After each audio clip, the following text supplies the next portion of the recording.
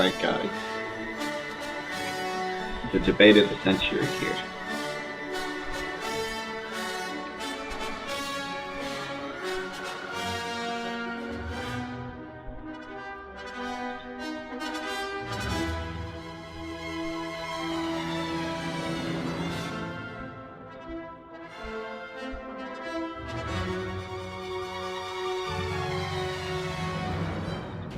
We're gonna hope everything works, because my OBS is freaking out. And I don't know why. I can't really fix it.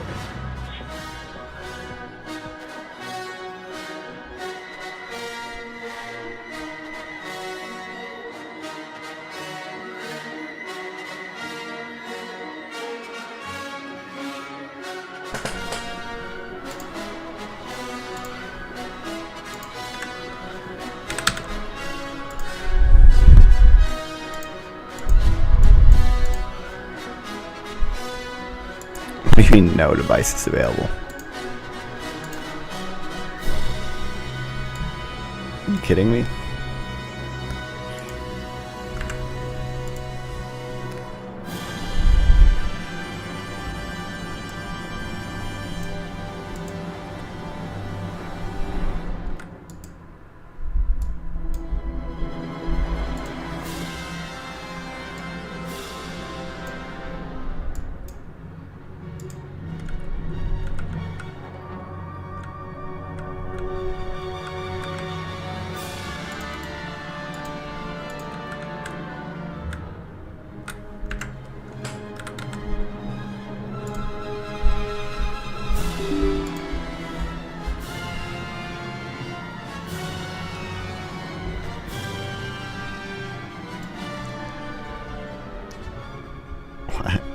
Why? Why is it breaking?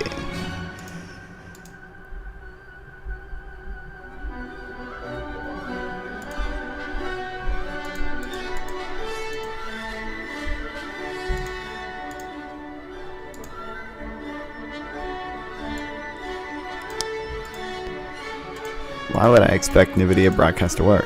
Why can't it find a camera but not my microphone? Awesome. Oh, no noise canceling for you guys.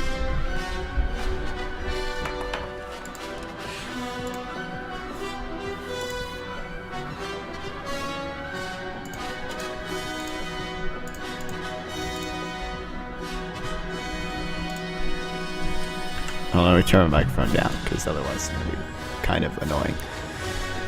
And I'm not going to talk much anyway. I'm doing this for viewers who want to watch it on YouTube and not fucking Twitter.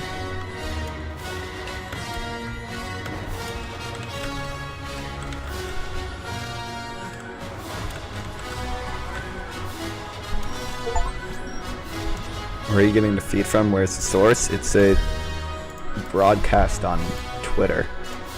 Or X now. If you want to abandon my stream and go to the official one, you can.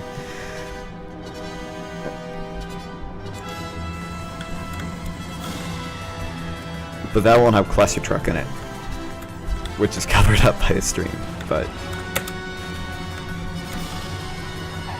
well, I'm not going to Twitter, but thank you. Yeah.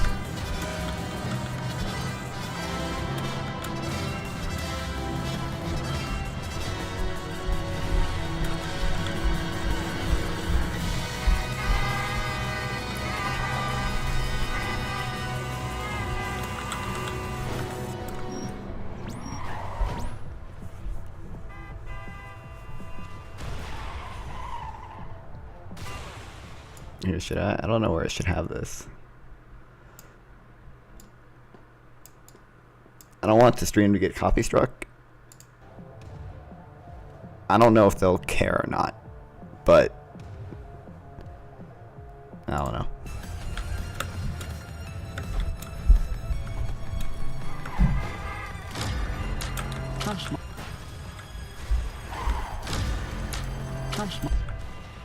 What the hell?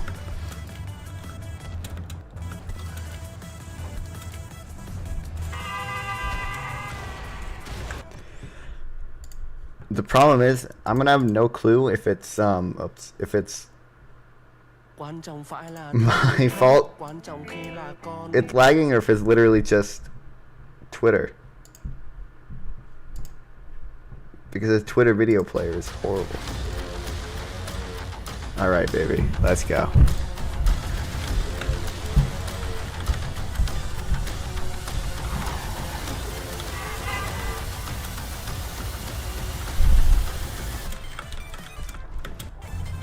Ladies and gentlemen, welcome to the second Zero Hedge debate. It is an honor and a privilege to be asked to moderate this debate. I'm Ian Crossland, going to be moderating tonight, and the debate tonight is going to be about January 6, 2021. Some things happened on that day, and we're going to be talking about them from start to finish as best as possible. We have an incredible panel of human beings that I'm going to be introducing shortly. Before I do, I want to talk a little bit about Zero Hedge, who's putting on the debate. Zero Hedge was a company founded in 2009. It's a libertarian, fiercely independent and counterculture news organization. They Fiercely are independent. Also, they have on their website, they have a premium service that I want to talk about before we get started. You can go to zerohedge.com and sign up for the premium service, bypassing the advertisements to get exclusive financial, economic, and geopolitical knowledge and data. It's highly articulate information. It's a great, really great organization. And it also gives you access to the secret Twitter feed, or the X feed, formerly known as Twitter. What's up, Elon, in case you're listening. With market-moving financial advice, real-time updates. It's a great service. So you can go to zerohedge.com, sign up for the premium service, and get started there. And from there, we're gonna jump into it. I want to introduce our panel of incredible people, as I said earlier, and I'm going to start from the end and give you guys a chance to introduce yourselves. We have Ed Krasenstein. Yeah, how's it going? I'm Ed Krasenstein. You know me on X at Ed Krasen, also the twin brother of Brian. Thanks for pointing out that it's Krasenstein, not Krasenstein. Well, it can actually be either. You can do Krasenstein or Krasenstein, and I really don't care what you use. So. It's Frankenstein, not Stein. Not Frankenstein. But That was Alex Thank you, Jones. Alex Good to know. Jones. We also have Brian Krasenstein. Hey, Ian, it's great to be here. I'm Brian Krasenstein, known as Krasenstein on X. I'm Ed's slightly better looking and more intelligent twin brother. And modest as well. Probably the most modest of the Krasensteins. Next to Brian, we have Stephen Bonnell, known as Destiny. What's happening, man? Hey, what's up? You know me on YouTube at Destiny. My real life name is Steven, and I scream and shout at people on the internet for a living.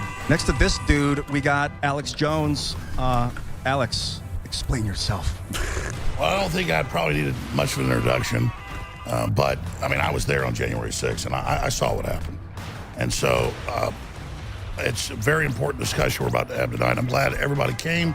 We need to have more of this, not just left and right, but just different groups of people debating and discussing. I'm really glad that Zero Hedge and their great subscription service, people supporting it. I hate Twitter so much. Financing this, and so you're going to see a lot financing this, and so you're going to see a lot.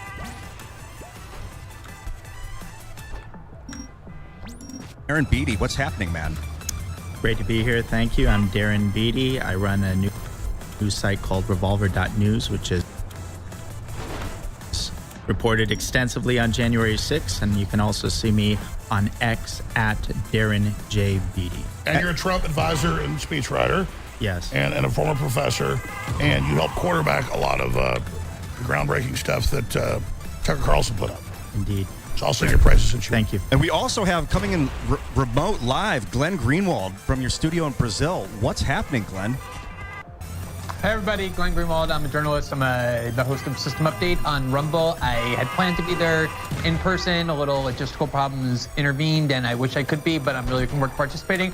And I just want to echo Alex. I think what Zero Hedge is doing is so important, organizing these kind of substantive, structured debates among people who obviously disagree pretty strongly on things, and yet nonetheless can have what I hope will be a civil and spirited debate. What I expect.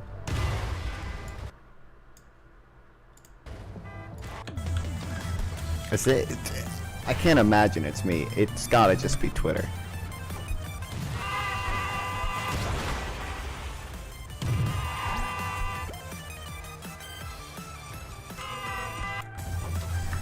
I don't know if refreshing it's gonna do anything, or if it's just gonna break it even more.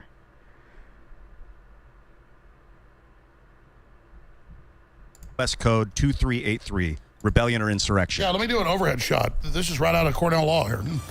Excellent. All right, I'm going to start reading this. This is according to the U.S. Code. Whoever incites, sets on foot, assists, or engages in any rebellion or insurrection against the authority of the United States or the laws thereof, or gives aid or comfort thereto, shall be fined under this title or imprisoned not more than 10 years, or both, and shall be incapable of holding any office under the United States. It technically doesn't define insurrection. It's the code talking about what an insurrection is. Of course, they use the word insurrection in the actual code itself. But what do you think? Do you guys think it was an insurrection? So I personally believe it was an insurrection, and I base that on the fact that 20 court decisions called it an insurrection, and the fact that there was a bill passed in the Senate that called them a mob of insurrectionists. I think the bill passed, or it was in the House of Representatives, 406 to 21. That was a statute to award the police officers medals, and it referred to these individuals as insurrectionists. So, I mean, I think the term can be subjective. I think, people can say nobody was charged with violating Section 2383 of Title 18, which is insurrection and rebellion statute. And nobody was, right?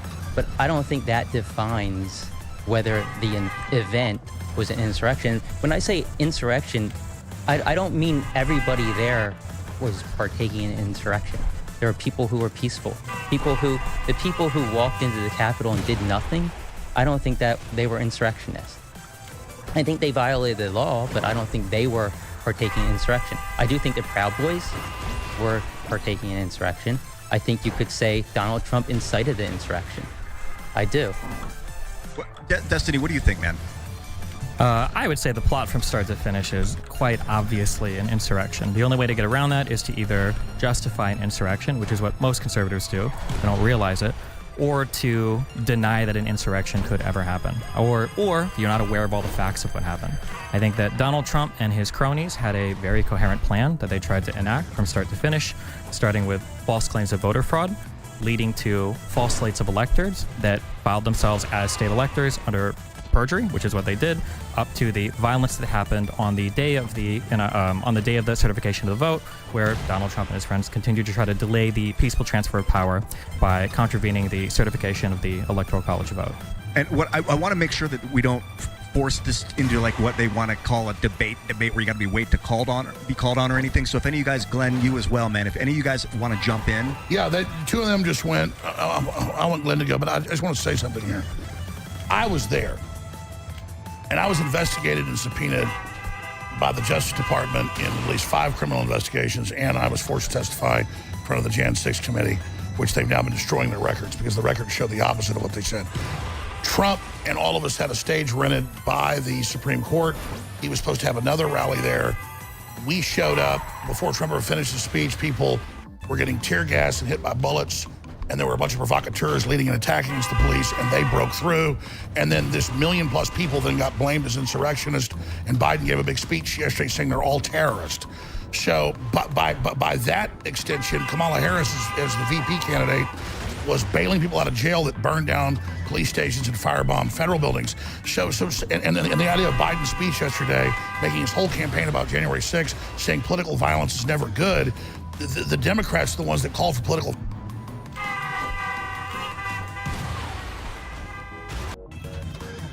violence. So I was there with a bullhorn. I can only reach 100 yards out when the tear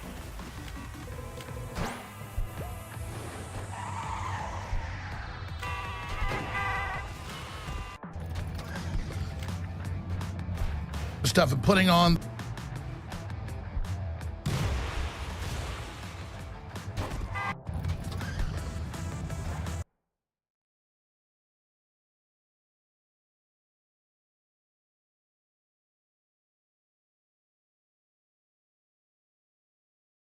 tell you this. What I'm getting at here is they now admit hundreds of federal officers were there.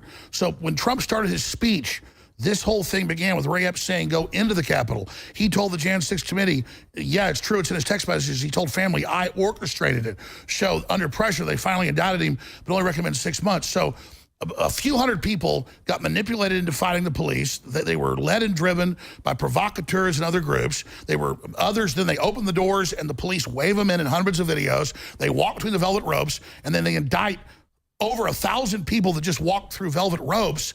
And then now we're told in the National Security Directive of President Biden, the #1 threat is the American people. And he had a declaration of war yesterday against all Trump supporters and says to protect democracy, we're not going to let you vote for Trump. So as Stalin said, I care not who casts the votes, I care who counts them. Well, Biden doesn't care who casts the votes. He cares who's allowed on the ballot. So we've already won. No one's buying this. And when this happened 3 years ago, the Wall Street Journal had to print a retraction, but they said I was there as a coward telling people to attack.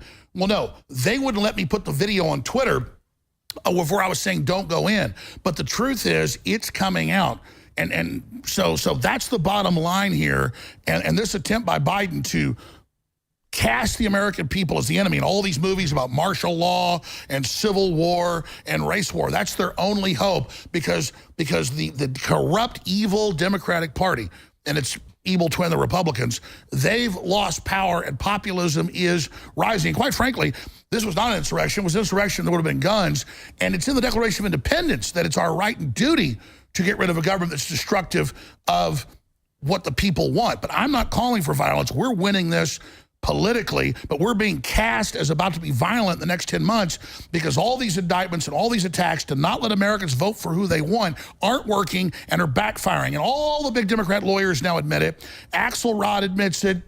Carville admits it. They all admit this attempt, like we're in Venezuela or something, to take Trump off the ballot when he's never been convicted of insurrection. This is a military tribunal, U.S. code from the Civil War. If a military tribunal found you were guilty of being involved in insurrection, that meant after the war ended. Can I ask you a question? Run for office. Alex, can I ask you a question? Yeah. So do you think the Confederates during the Civil War were partaking in insurrection? I mean, in retrospect, because I wasn't alive then, I think the South got manipulated into that. I thought there was real issues between the North and South. The abolitionists, had a good point, and slavery needed to end. But it was really about the North. So just to be clear, the person that's defending the J6 rioters won't say that the Confederate states were engaged in insurrection. Well, that's not what I see. Here's what happens. Yes or no? Easy question. No, hold on. That's not true. That's what it sounded like you said. Well, you can correct the record. So do you think they were engaged in insurrection? I was trying to talk, and the thing I said was I think the South was wrong, and then you just said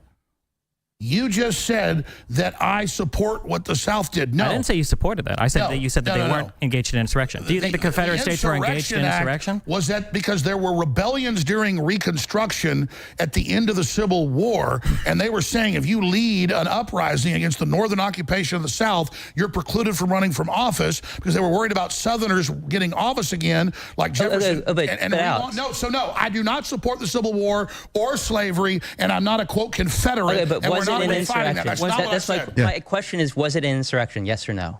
Yes, if you were, no. The law, yes, I think that it was a civil war, and you could say an insurrection. Okay, so is it insurrection? Did anybody get charged with insurrection rebellion? What I'm saying is... With violating statute. Did anybody get charged? Listening. No, I'm asking you. You just said it was insurrection. Did anybody get charged with violating the insurrection and rebellion statute? Yes, people did. No, because there was no statute there. That's my point. No, if you don't need to. You don't need to violate that statute in order to be partaking in insurrection, because the Civil War was an insurrection, and nobody got charged with violating that.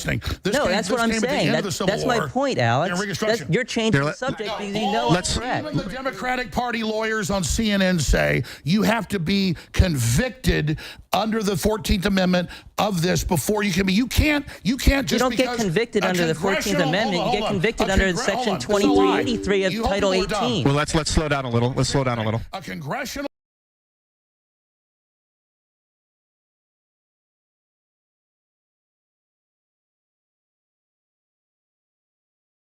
resolution to give a war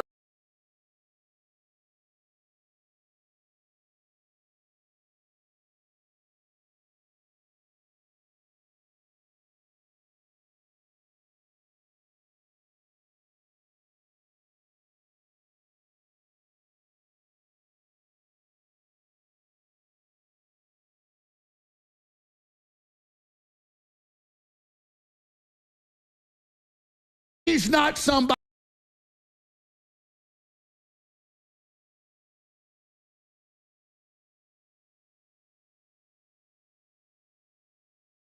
He's not somebody in Georgia.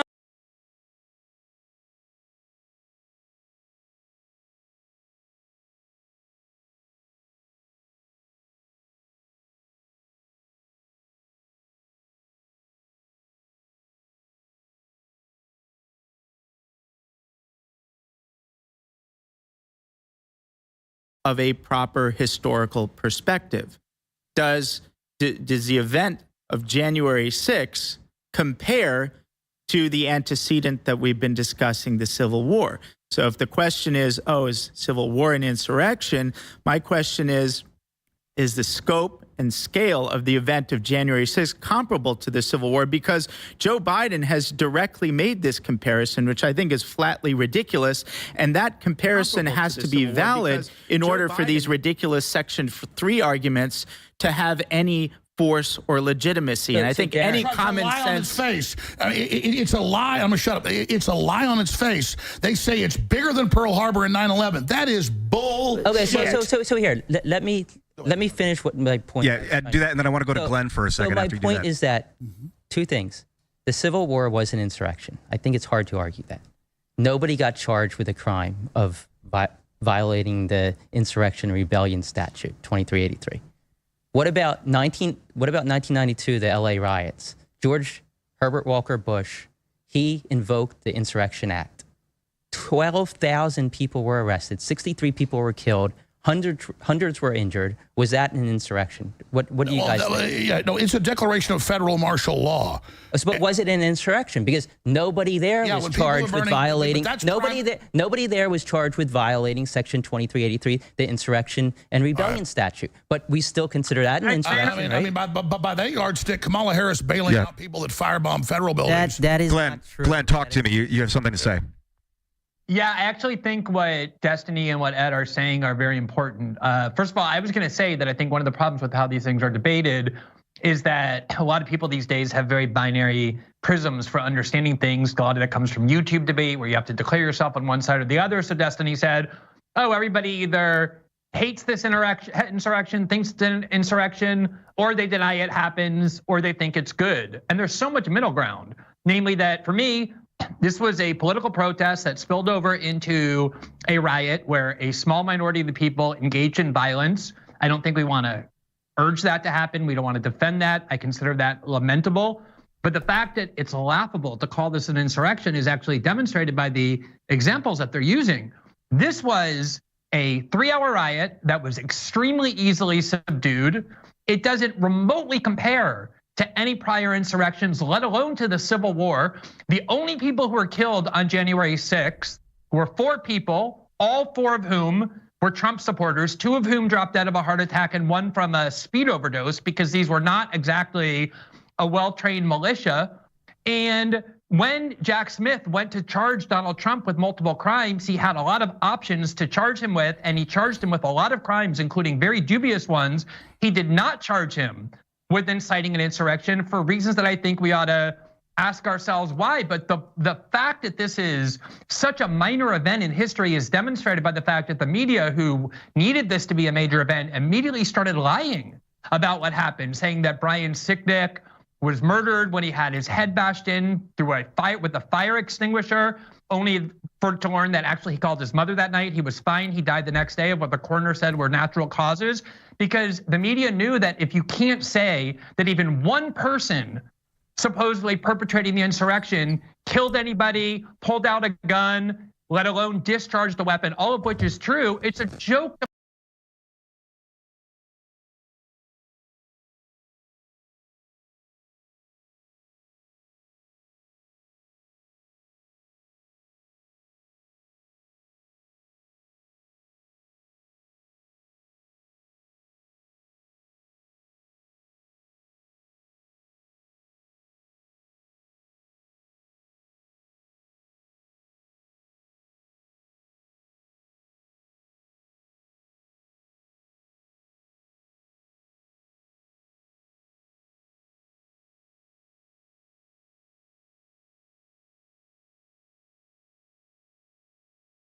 That's perfectly said. I would ask I would ask the left over here. I know Ian's asked the questions.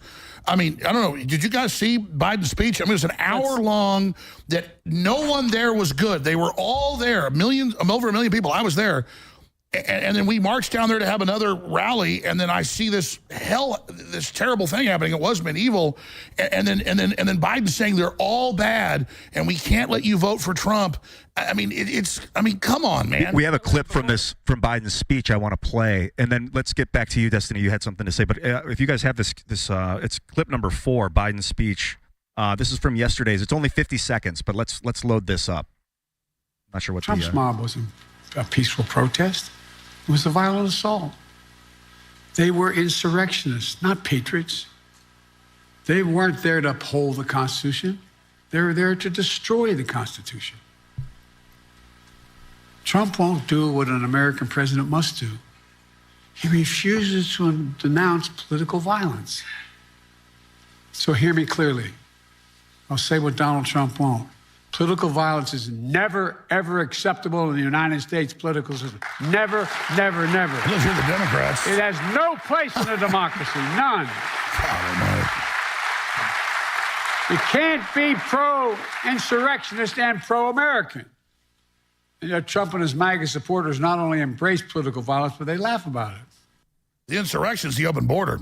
So the insurrection was not just the 3-hour riot that happened at the White House afterwards. I think that's the least charitable reading of everything that happened. And that's not, if you read any of the charges that either Jack Smith or the Georgia RICO case has alleged against Trump, are saying that, in fact, not much of the focus is on the 3-hour riot at all. Not much of that. Hold on, Alex.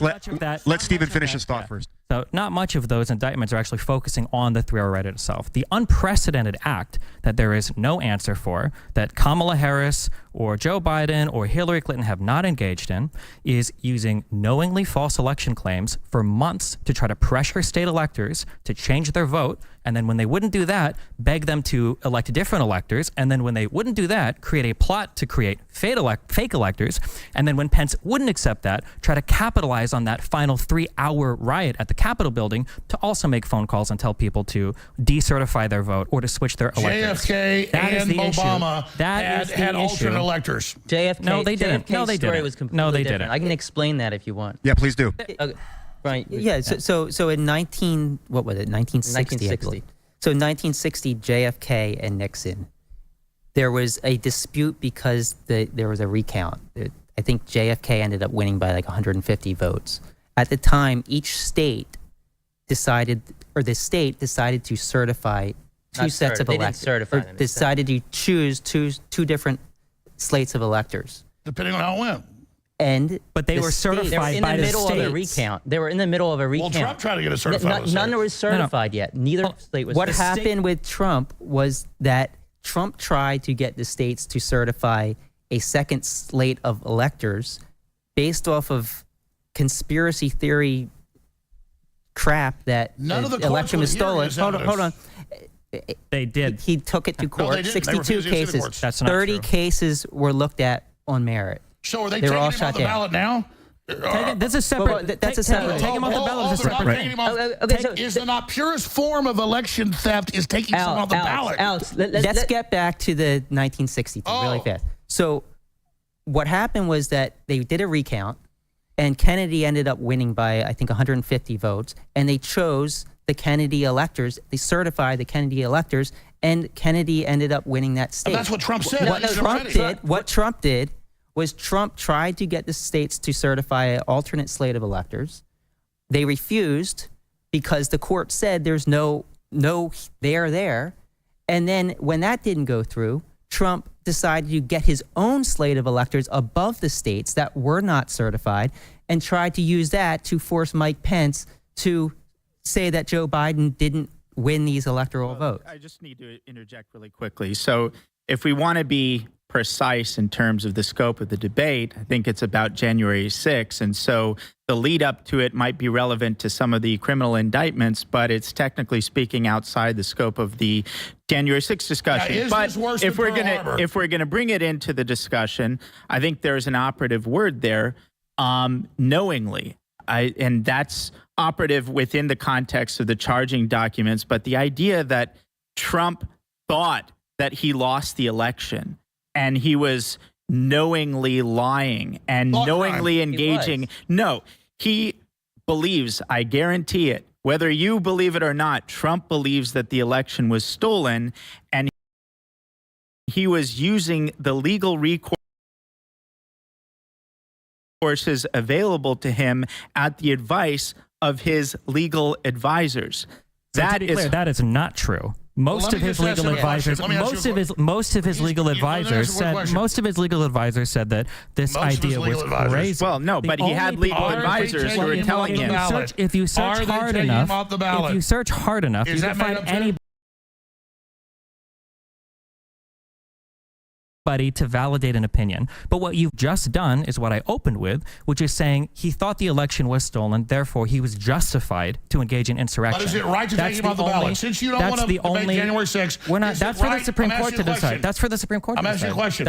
I'm telling you, that's for the Supreme Court to decide. According to Section 3 of the 14th Amendment, it's why does the United States sanction countries that take people off the ballot? What? That's not even remotely relevant here. Oh, okay, all right. So you know what the United States usually. Wait, here we have independence. If we do want an insurrection, you know it. It would probably be for things like circumventing the vote, like asking the vice president, for instance, to unilaterally win the election. So that would be something that we might sanction another country for. So you can't vote for somebody because they make up a bunch of stuff and he's not found guilty anywhere, but you guys just parrot it over again like two men. If you don't like the Constitution, that's your fault, Alex. If you don't like the Constitution, that's on you. Really? Then why are you saying that Section 3 of Amendment 14 requires a conviction? Alex, why did you say that Section 3 of Amendment 14 requires a conviction? Can we put the text on stream? I would love to do that, actually. Put the text up. And Glenn, because you keep saying all right, guys. It doesn't say that. Tribunals, I don't care what it's they would have based on. to find you guilty. Let's. That's why no one was. Put up Amendment 14. Let's hear from Glenn. We'll slow down. This is a great conversation. Glenn's about to drop some knowledge. I'm dominating. Yeah. You're just talking a lot. Glenn's in remote from Brazil. So Glenn, anytime you have something to say, it's helpful for me if I see a visual cue. Maybe your hand goes up. I can tell you have something you're going to say now. But let us know. Let me just say, what happens is when you gather together to debate a particular question, you're supposed to debate that particular question. The particular question that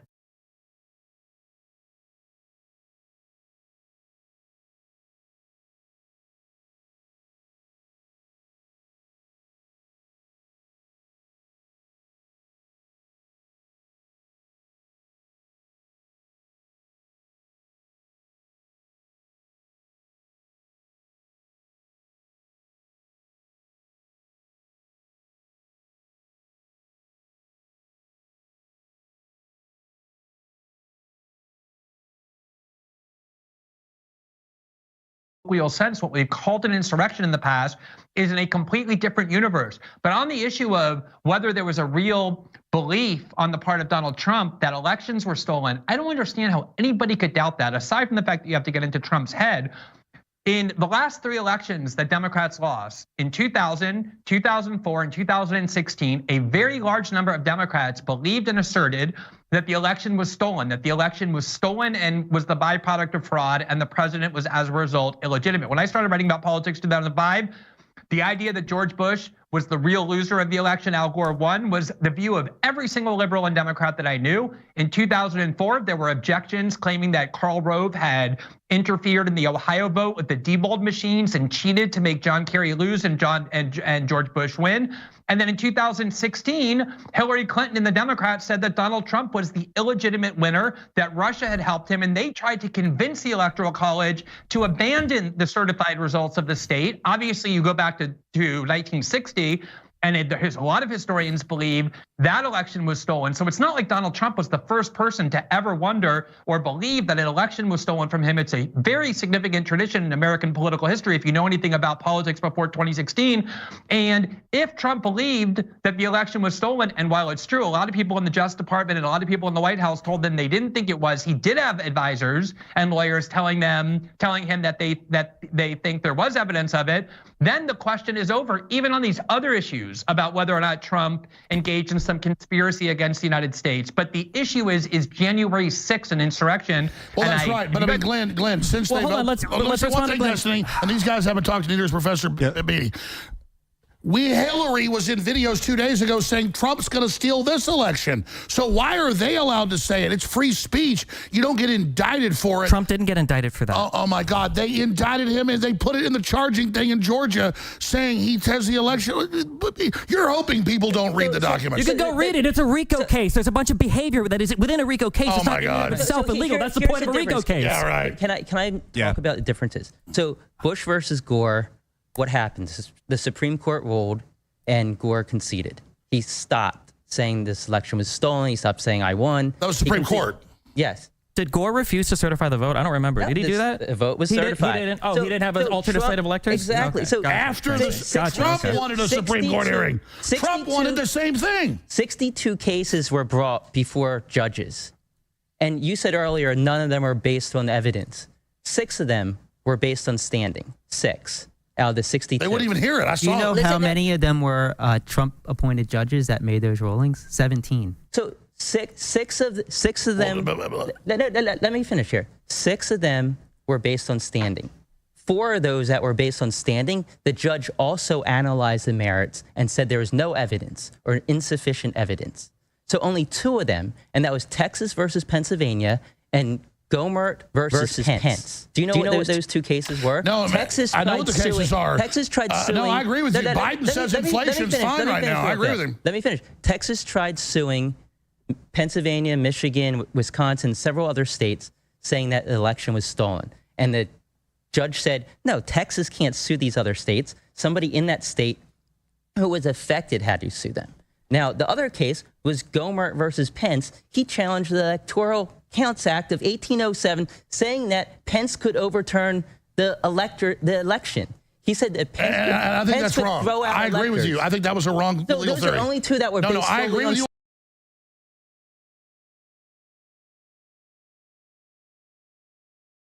On that. So what I'm saying is, then if Biden's going to win so big, why can't Trump be on the ballot?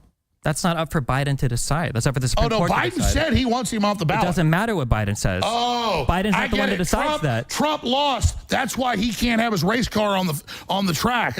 Yeah, this horse is going to lose, so it can't be in the race. Bull crap. Who do you think has the authority then to determine the interpretation of Amendment 14? Man, I know the State Department. Why can't you answer a single question? Why not just answer one question? I'm just asking a simple question. Who has the authority ultimately to decide it? The president has not. The president has the authority to decide matters of constitution. You don't let me talk. Because you won't answer the question. Yeah, the president has not been He's going to ramble. He's not going to even answer on anything. CNN, the legal analysts say that you have to be convicted. So, Destiny, you can sit there and have blue hair and be trending. No blue hair right now. And make all these, like, the moon is made of cheese. I'm Destiny. Does the word convicted... every American knows you don't lose your rights when you're not convicted. He's not been convicted. And here's the good news. It's backfiring. We have the Declaration of Independence, and we can vote for who we want to. No, you can't. Well, you can't vote for people under 35. You can't vote for non-citizens. But can you? Nobody stole an election. Can you vote but you for can't vote for who you want. Can you vote for nobody stole an election.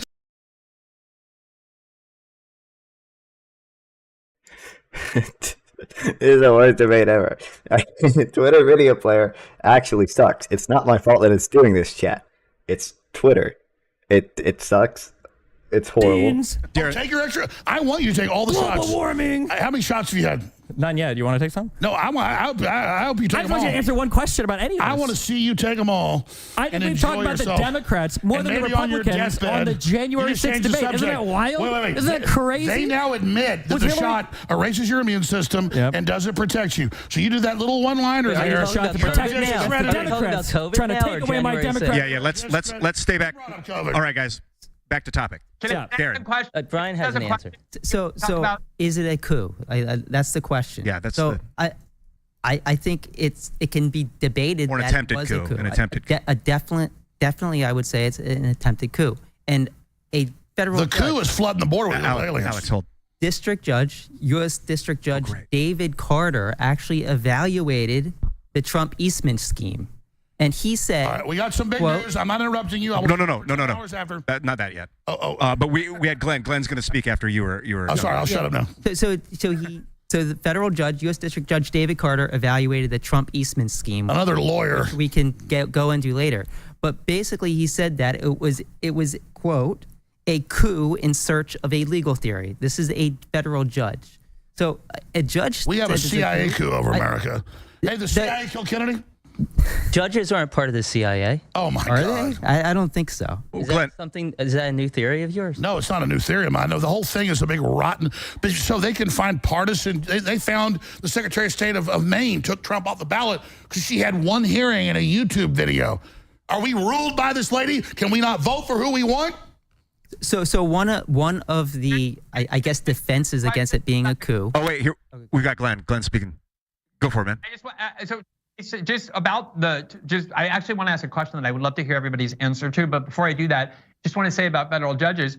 This year, in the last 6 months, 4 different federal judges, a district court judge, and then an appellate court unanimously found that the Biden administration gravely violated the First Amendment. In fact, the greatest assault on free speech, the court said, in decades, maybe the history of the judiciary, by systemically pressuring big tech to censor the internet and purge it of all dissent by threatening big tech companies using the CIA, the FBI, and the CDC with punishment if they didn't censor the internet. Now, you may not agree, but according to your standard, 4 different federal judges concluded that, which is infinitely worse in terms of an abridgment of freedom or an attack on the Constitution than anything that Trump is accused of doing. That's not true. That's a digital insurrection by the deep state. Digital insurrection. Can I put a pin on one thing real quick? That I just want it to be noted. Hold up, everybody, hold up.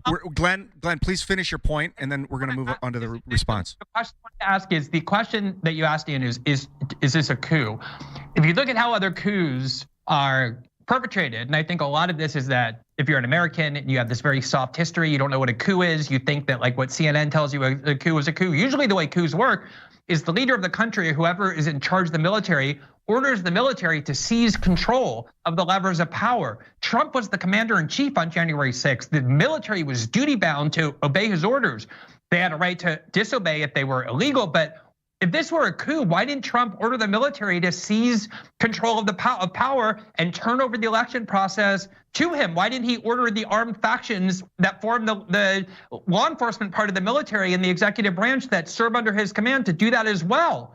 That's what happens in a coup. That didn't happen here because Trump wasn't trying to perpetrate a coup. He wanted the Department of Defense to seize voting machines, and the DOJ turned him down and told him. Well, the worst thing he did was try to take Biden off the ballot. Remember when Trump said Biden cannot run and have the Justice Department take Biden off the ballot? Oh.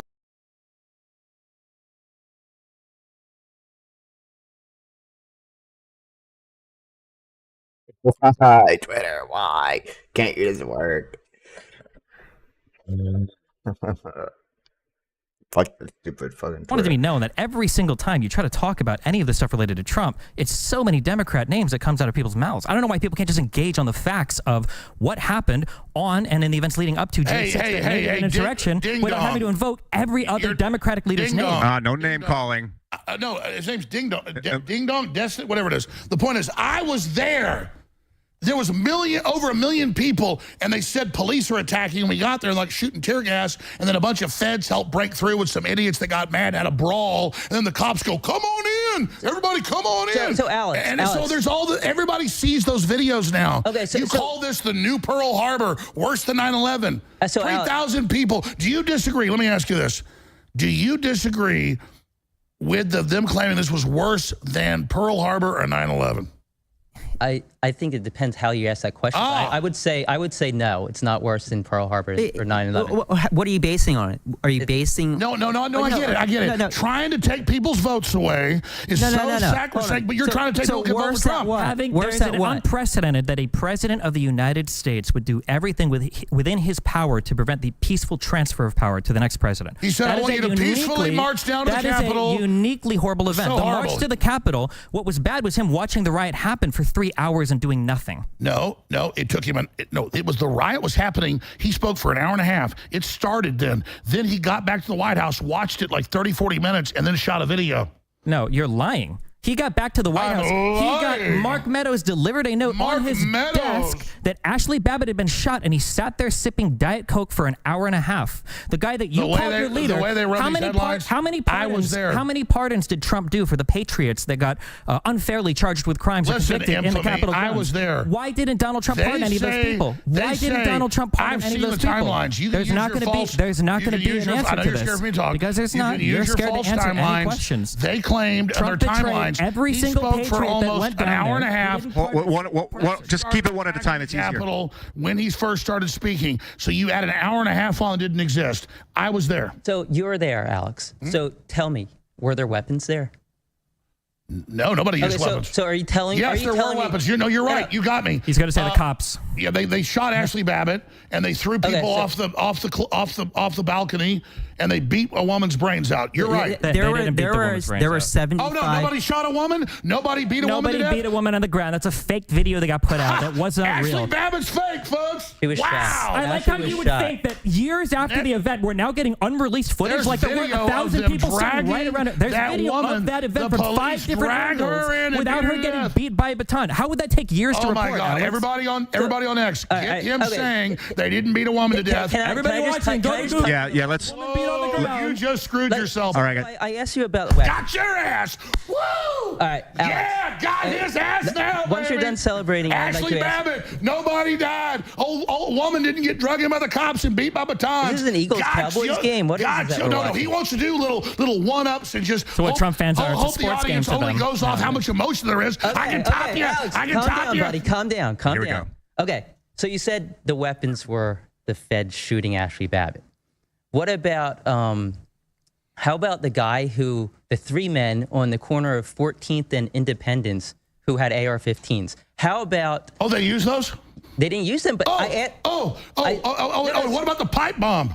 I asked you a question. Who's that? Alex, I asked you a question if people had weapons. How about how many weapons were seized? Like, hey, I got a dick. 75 I got a dick. people arrested. I mean, I'm raping people. 75 of the people arrested within the Capitol building had weapons. Let's. We have a couple of clips. Knives and stuff. The knaves have weapons and disarm them immediately. How about Guy Reffitt? What is he, 3%er or 3%? Does he have nuclear weapons like Biden? So we're going to use them on Russia? He had a handgun on the stairs of the Capitol building. He had a handgun. As he was encouraging people to. That's worse than Pearl Harbor. As he was telling people to go into the Capitol, as he was saying he wants to drag Nancy Pelosi out of the Capitol and hopes her head hits every stair on the way out. Did he say go into the Capitol like Rams? Can I just finish my point before you cut me off? He wanted to drag Nancy Pelosi out and let her head hit every stair on the way out. He said, and a guy pooped on Pelosi. Finish, Alex. So Alex, we don't blame him. Yeah, let Ed finish this point because we're going to go to Darren really quick. He said on his way to the Capitol building that they're going to take the Capitol and insert their own government. Yeah, so and he had a out of a handgun billion on the people, steps a of the few Capitol lunatics were there, and you call it like Martians invading and blowing the earth up. Like Glenn Ringwald said. His intention wasn't an insurrection. Yeah. Are you saying his intention wasn't an insurrection? He's saying he's going to drag Nancy Pelosi out. He's saying, and he wasn't under Trump's command. All right. Trump didn't tell him. Trump said go peacefully. Alex, can I just finish and you can respond? Yes, you can finish your point, and then we're going to go to Darren. Can we use a mute button or something on Alex? No, I'm not going to be run over. So he was on his way to the Capitol building saying, we're going to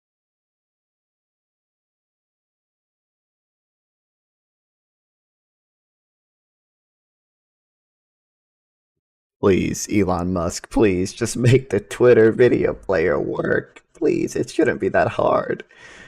It shouldn't be that hard, man. Have access to them. I didn't say it was okay. Thankfully, the Capitol Police. What about the Q shaman?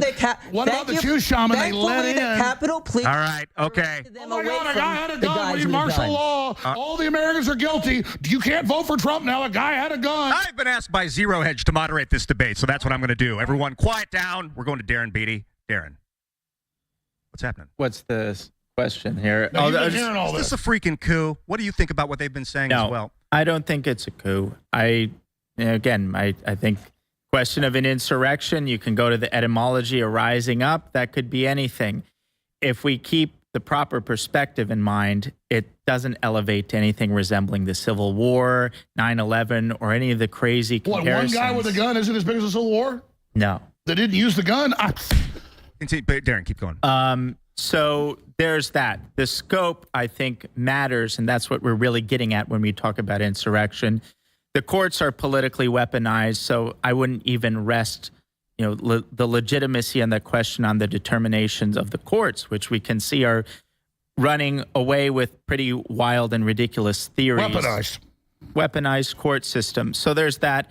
And then, these, sure, there are random nut jobs who are around D.C. on that day and any other day. And so I don't think that's relevant to the ultimate question of whether it was a coup, whether it was an insurrection. And as I said before, the stuff about Trump and the legal theory behind his, multiple part plan, that could be an interesting discussion. It's technically outside the scope of the debate. But again, I would reiterate, anyone who knows Trump, anyone who knows people who knows Trump, 100% certainty Trump genuinely believes that the election was stolen. He had multiple legal advisors. Many of his advisors were trying to sabotage him from day one. Just because he was advised by one of these snakes doesn't mean that he therefore agrees with what they say. He agreed with the people who told him it was stolen and that he had legal recourse to address that, which he implemented. So there's nothing that rises to an insurrection or coup about that either, even though that's outside of the scope of our discussion for today. So Cassidy Hutchinson said that Trump said to Mark Meadows, "I don't want people to know we lost. It's embarrassing." I'm glad that you mentioned her, because this gets to the televised sham that was well, these... she was under oath. Who under oath for Trump said... Well, she changed her story a bunch. Yeah, she was under oath. Yeah. She was under oath. So the thing here is that... oath? Listen, so the thing here is Why that... Why is the January 6th committee destroying the transcript? The January 6th committee called... Near 98% of their witnesses were Republicans. It was kangaroo. These people were under oath, Republicans, and they testified. The people who didn't testify within the Trump circle, there were dozens who, Fifth Amendment, they refused to say a word. So you're going to tell me that the people that testified under oath are the liars, but the people that said things in the public but failed to say anything under oath are the ones that are telling the truth. Let me say I wasn't just there on January 6th. I was in that congressional hearing and took the Fifth 98 times. And not because I had anything to hide. The Fifth Amendment isn't just to incriminate yourself. It's because they wanted me in a perjury trap, and they were to have witnesses claim something wasn't true. I think attacking the Capitol makes us win an election? Yeah, but witnesses against their testimony versus you can't get you in perjury. They can't. Oh, yeah, just ask Roger Stone that question. No, it doesn't happen that way. How did perjury get Roger Stone that way? Roger Stone wasn't involved with WikiLeaks. He worked here then. He couldn't get a hold of him. I knew he told the truth. He didn't tell anybody I'm behind the WikiLeaks. They said Roger Stone ran WikiLeaks.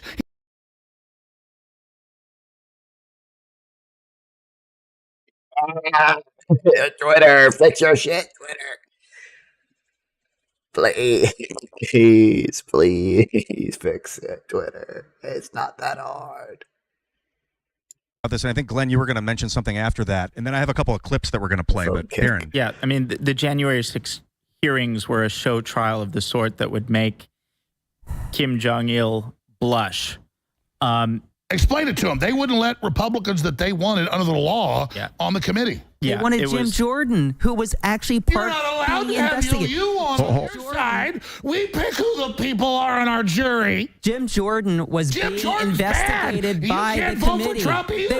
They wanted a person on the committee who was being investigated by the committee. How does that make sense? Oh my God, when you're being investigated by the Democrats, you don't have a vote. I think a lot of people watching don't understand. Hey, guys. Jim Jordan was elected. Does that matter? The people that are listening don't have the context, so if we start rapid fire argumentation, a lot of people are going to lose interest. We need to stay focused and listen to each other. It's really important. Staying focused makes it really hard for them to win their case. It is really hard. Win their case when they have to stay focused. It's very hard, but with any of their views of reality. It is possible. Well, I'm going to go take a piss, and I'll let you tell people fairy tales. But what's happening is Darren is going to continue what you were saying about finishing up your thought, and then we're going to Glenn Greenwald. Yeah, well, the thought was just about this Hutchinson. She said a lot of things. I believe she was the one who said that Trump reached over to the steering wheel and, told the Secret Service this or that, which was a bizarre thing because the Secret Service agents in question weren't the ones that were called upon to testify under oath. Some of them testified the same thing that Cassidy Hutchinson said. No, the Secret Service actually said we would love to testify, and they weren't allowed to. The two Secret Service agents in question in that specific anecdote were not allowed to testify. So why would they take the secondhand report from Hutchinson when they could have interrogated directly the people who would have been direct witnesses to that? They're in the report. Not those two specific agents, but why not? Other agents in the car with Trump testified for the J6 committee. I don't know why they would or wouldn't testify or have particular people testify, but other people in that car did. No. Yes, they did. Yeah, Glenn. The January 6th committee, and it's what Alex was alluding to just a second ago, is one of the biggest shams in the history of Congress, because what happened with the January 6th committee was we had a long history of 225 years of tradition in the United States Congress where whatever investigative commissions would be created within the Congress, the minority leader and the majority leader would each select the members of that committee to ensure there was fair representation by both parties. Nancy Pelosi, for the first time in the history of the United States, as Speaker of the House, refused to allow the Republicans who were chosen for that committee by Kevin McCarthy, at the time the Republican minority leader, to be seated on the panel. And as a result, the Republicans said, we're gonna have nothing to do with this. And the only quote unquote Republicans that were chosen was Liz Cheney, who ended up losing her seat by 36 points, and Adam Kinzinger, who didn't bother running again because they were so unrepresentative of the Republican Party. It was a completely partisan commission. And on top of that, none of the videotapes that were available was made available to the public except for very deceitfully chosen snippets by Adam Schiff and by Liz Cheney. And it was only within the last several months that we saw all of the video footage, and what it showed makes a joke of the idea that this was a coup. You had people peacefully walking into the Capitol, led by many of the police officers who encouraged them to enter peacefully, which they did. The vast majority of people who were there at January 6th aren't even charged with using violence. And that's what makes this whole debate such a preposterous joke. If you look at how coups are carried out in other countries, you could make a much better case that the Black Lives Matter protests of 2020 was an insurrectionary movement. And the reason it matters, Destiny, is because if you're gonna make arguments, there has to be an important test, which is, do you apply the same principles you're claiming to profess and believe in to cases where it undermines your partisan allegiance and your ideology, not only where it helps it. That's one of the key tests for determining the authenticity of your argument. And so if you don't think the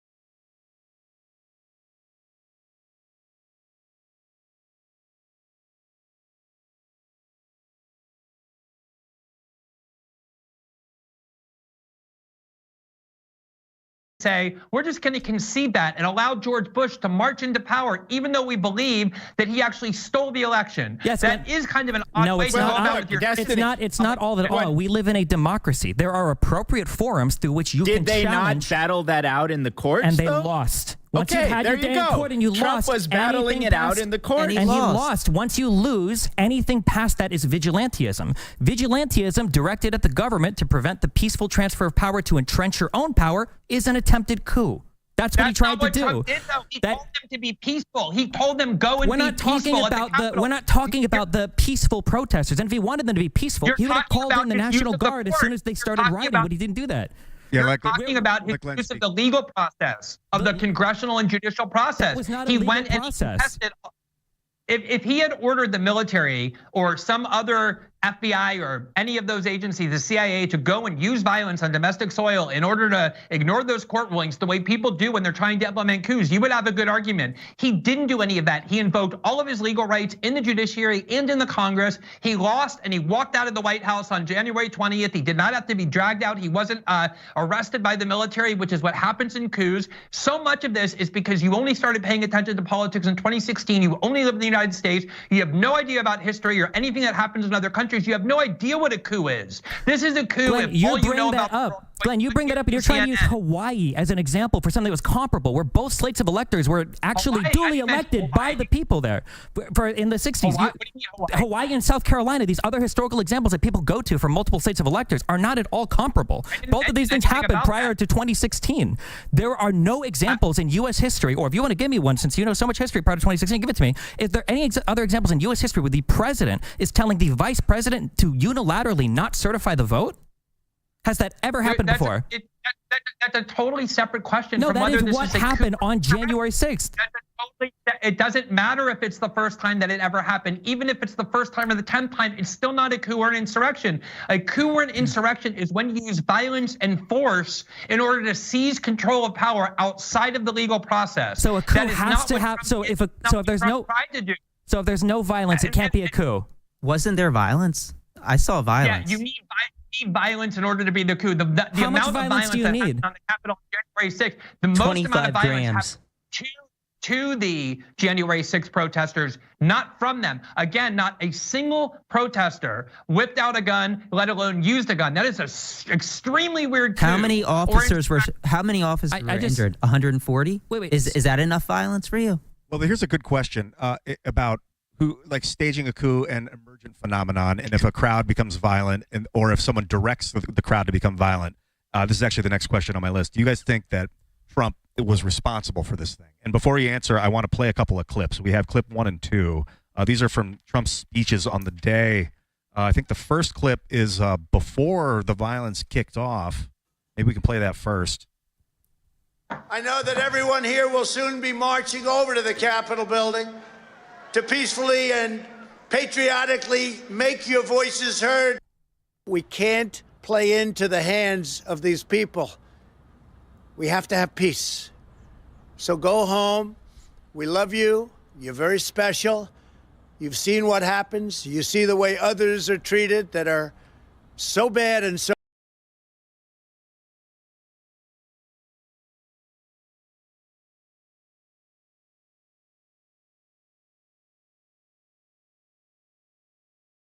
and so he was kind of doing damage control, I think, at that point. I just don't understand all of the insanely arbitrary caps that we're trying to create to try to say that it wasn't a coup. Well, there was violence, but there wasn't enough. There was a subversion of the democratic process, but it didn't end up working.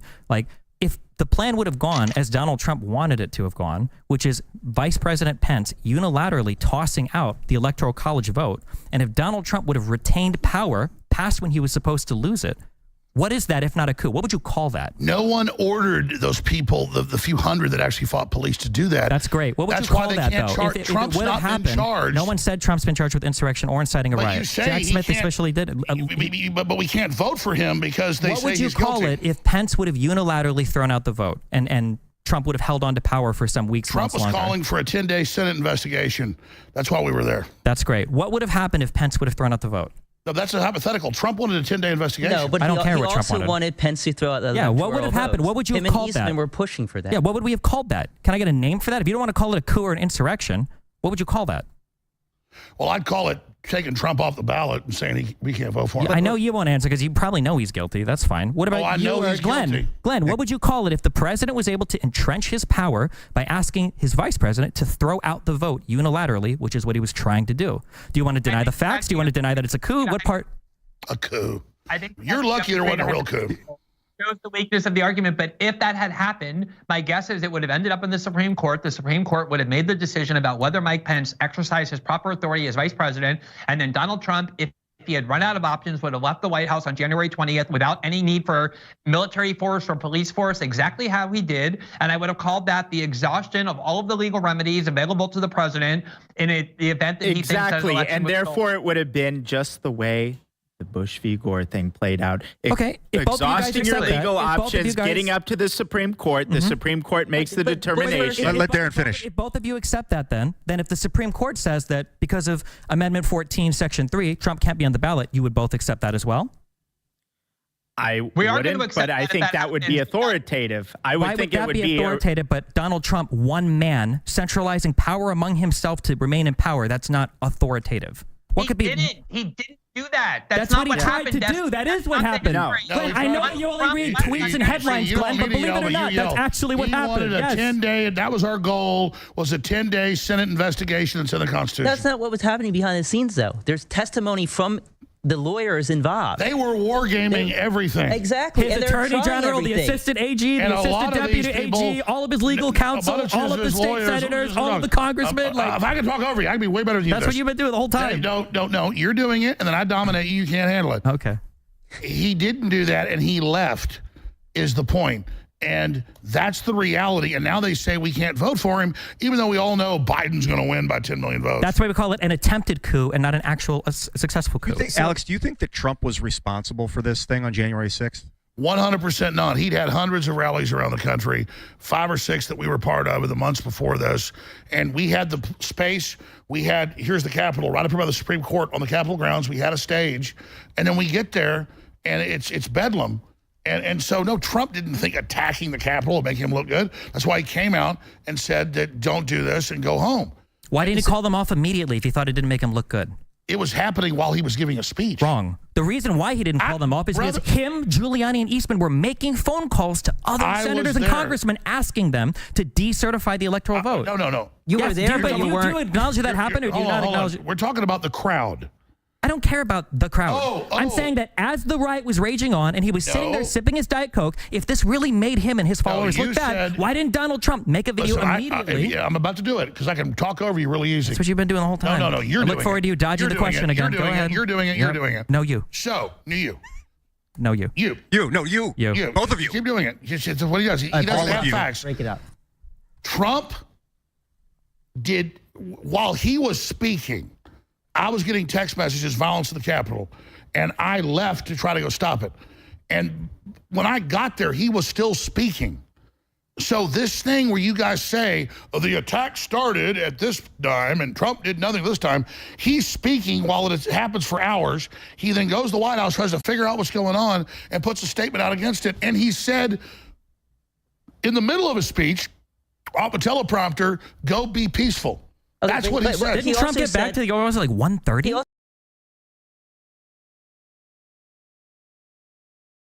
said fight like hell. Yeah, if why we didn't don't he fight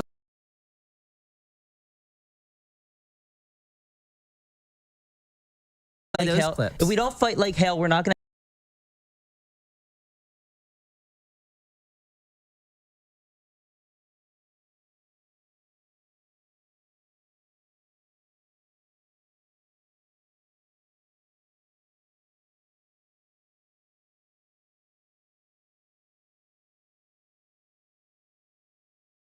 Big as Pearl Harbor in what way? 3,000 died in Pearl no. Harbor.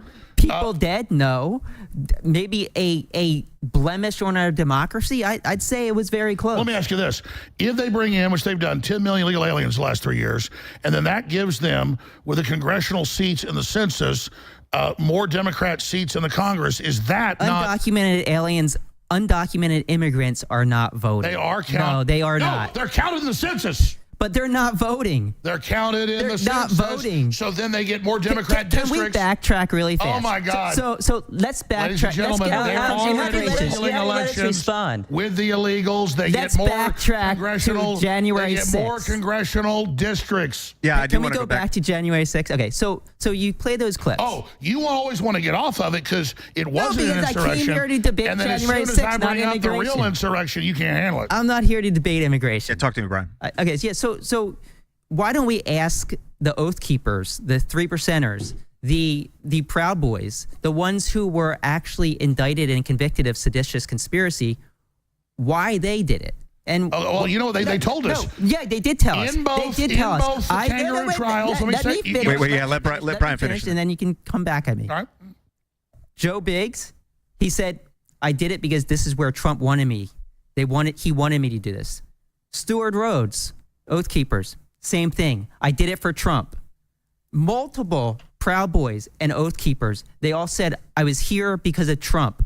I went into the Capitol. I took the Capitol because that's what Trump wanted. So was Trump responsible? Ask them. Ask the people that are serving 20 years in prison for seditious conspiracy. I'd like to respond to that now. I know Stewart Rhodes well. I know Joe Biggs well. He used to work here. And they have never said Trump told them to go into the Capitol. They have never said they did it because he asked them to. That is not a true statement. That is a true statement. I have their quotes right here. Joe Biggs shook a fence. Stewart Rhodes said he never told anybody to go in the Capitol and never went in the Capitol. And you just said they said that Trump told them. Multiple Proud Boys said they were in the Capitol because that's what Trump wanted. You're reading a Jack Smith federal filing? Next we'll tell me the cheese. Jack Smith didn't indict the Proud Boys. They have messages between the group. They have the actual I know all about it. Yes, so they have them. So are you saying these are fabricated? No, read me the quotes. Yeah, read those quotes. I mean, I have said, we were here to storm the Capitol. We were here because of Trump. I mean, there's literally dozens of these pretty quotes. Different. And so do they say Trump told me to? What's the best quote Nobody you have? is saying, Trump hold on. said No, go wait. peacefully. This is a red herring. They're not saying that Donald Trump personally communicated to them to go to the Capitol. What they're saying is the reason why they were there, which I think over 147 convicted people have thus far in their convictions, have said the reason why they were there is because Trump called them to go there. Not personally. You know how many of those people cited Ray Epps as the reason why they were in the Capitol?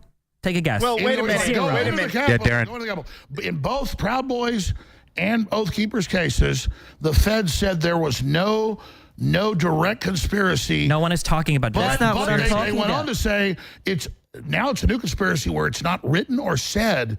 They just imagine it. Incitement of violence. I want to be clear. What is your contention with this? Give me the quote and then what your contention is in relation to the quote. Like Destiny said, there are 140 convictions where the people convicted said, I was there because of Trump. Trump called us to do this. And when I say called us, I don't mean to call them on the phone and say, for the sake of argument that that's true, what is your conclusion from that? That Trump helped incite this? Well, just because they thought they were helping Trump, that doesn't mean that Trump told them to do that. Let me say that's this. true. But let's look at the actions. Famous. It's like, wait, Alex. It's like saying, Charles Manson presumably thought Helter Skelter was, telling him to kill. So is that the argument there? That Trump is essentially Helter Skelter, and he's telling these Proud Boys that you need to go and storm the Capitol? Does the mob boss tell his peons, go kill this guy, or do they use other language? Well, what's the language that he used that you think is criminal? The language and the ideas that Trump discussed was that the election was being stolen from you. Okay, so that's criminal? I never said that was criminal. He's not being indicted for that speech. You're asking why are the people at the White House?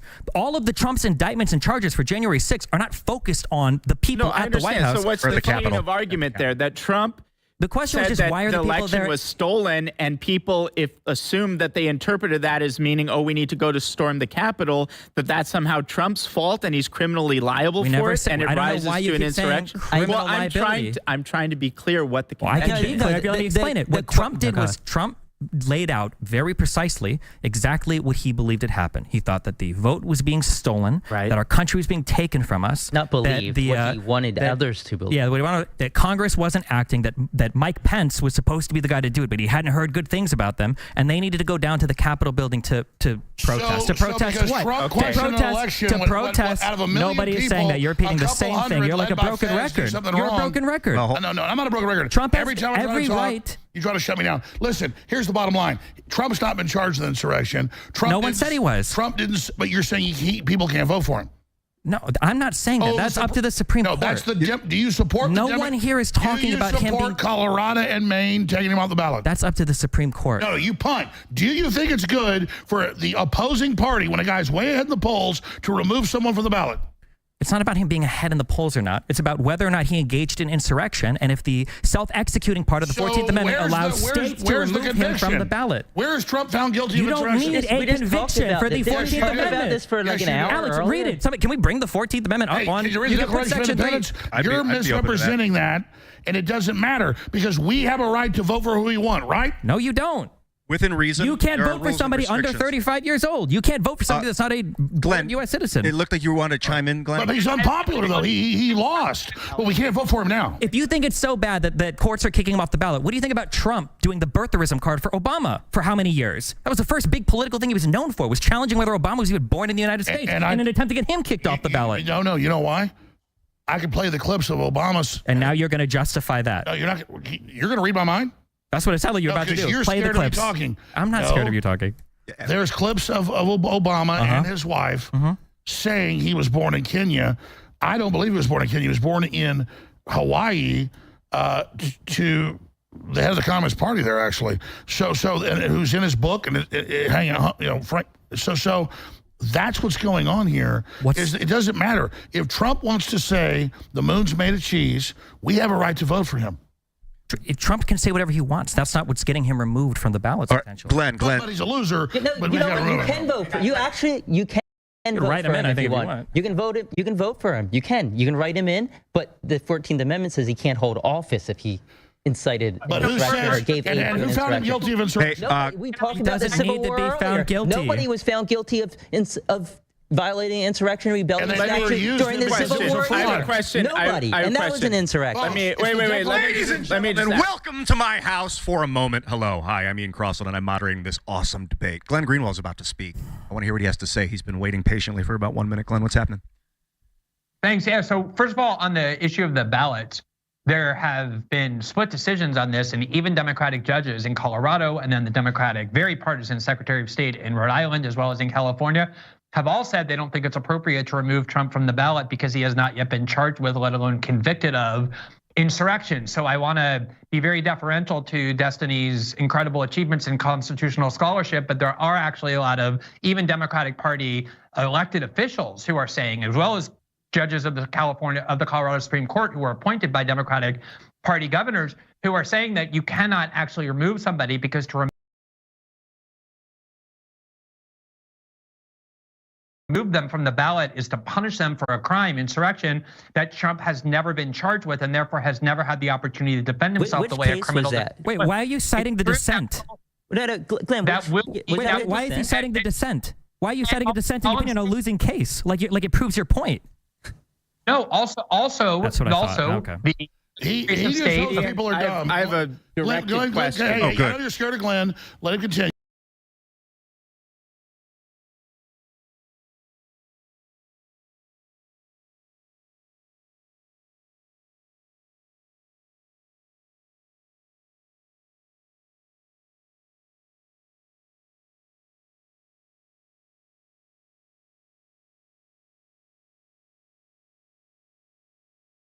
I don't think he was, so I'm happy he wasn't. But for those of you who think he was, why wasn't he charged with it? And then the second one is, I just want to know, given that the 2020 riots did have a lot of people in there who were nonviolent and were there not for insurrectionary reasons, but had a lot of people who were anarchist and insurrectionist and who engaged in a lot of violence, a lot more than was done on January 6th.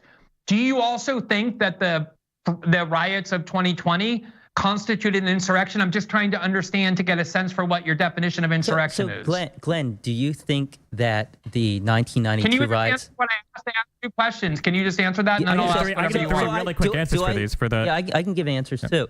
I don't think that Black Lives Matter was an insurrection. I do think 1992 riots in LA was an insurrection.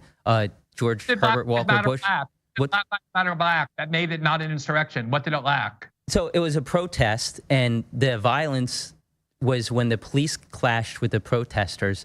The violence was not against the government in order to stop the government from doing something. There weren't Antifa and anarchist groups there that explicitly say they were using violence to overthrow the government? That didn't happen. They were firebombing federal courthouses. God, that's not true. They were the bombs on the courthouses. There's nobody. It was at nighttime. There's nobody in there. They were not obstructing anything. The firefighters got to fight it. Arson's a serious crime. They crime. were not there to obstruct an official proceeding of a government. I just burned down a courthouse. That's really quick. I want to ask Glenn. Do you think 1992 was an insurrection? Notice you didn't answer Glenn's question. I just did answer it. I just answered it. Yeah, but no. The Democrats. Alex, I did answer it. I specifically answered it. Glenn, please, You answered it. Yeah. But I think the 1992 riots, I recall at the time thinking the Insurrection Act was inappropriately invoked. I'd have to go back and really study the 1992 riots to see the extent of the violence. But I do think that you're asking that indicates why the 2020 riots are way closer to an insurrection than anything happened after the 2020 election. And the reason you're afraid to say that it is an insurrection is purely for ideological and partisan ends, because you don't. That's not true. And liberals were engaged in an insurrection. You asked him a question. Let me finish. There's riots every week in America. Or all the Democrats were saying the Black Lives Matter riots were good and bailing them out. You know what? Here's something that I think. Democrats were saying be violent everywhere. They were not. When we talk Everybody get the clips. Get him. Take the clip and get him. When we talk about an insurrection, he got your ass. I want to let Stephen finish this up. When we're talking about an insurrection, okay, I think all three of us here would agree that if there was a congressional session or a state legislative session and people were voting on it and BLM rioters went up and they tried to firebomb the House to stop the vote, I think all of us would agree that's an insurrection. No but you guys,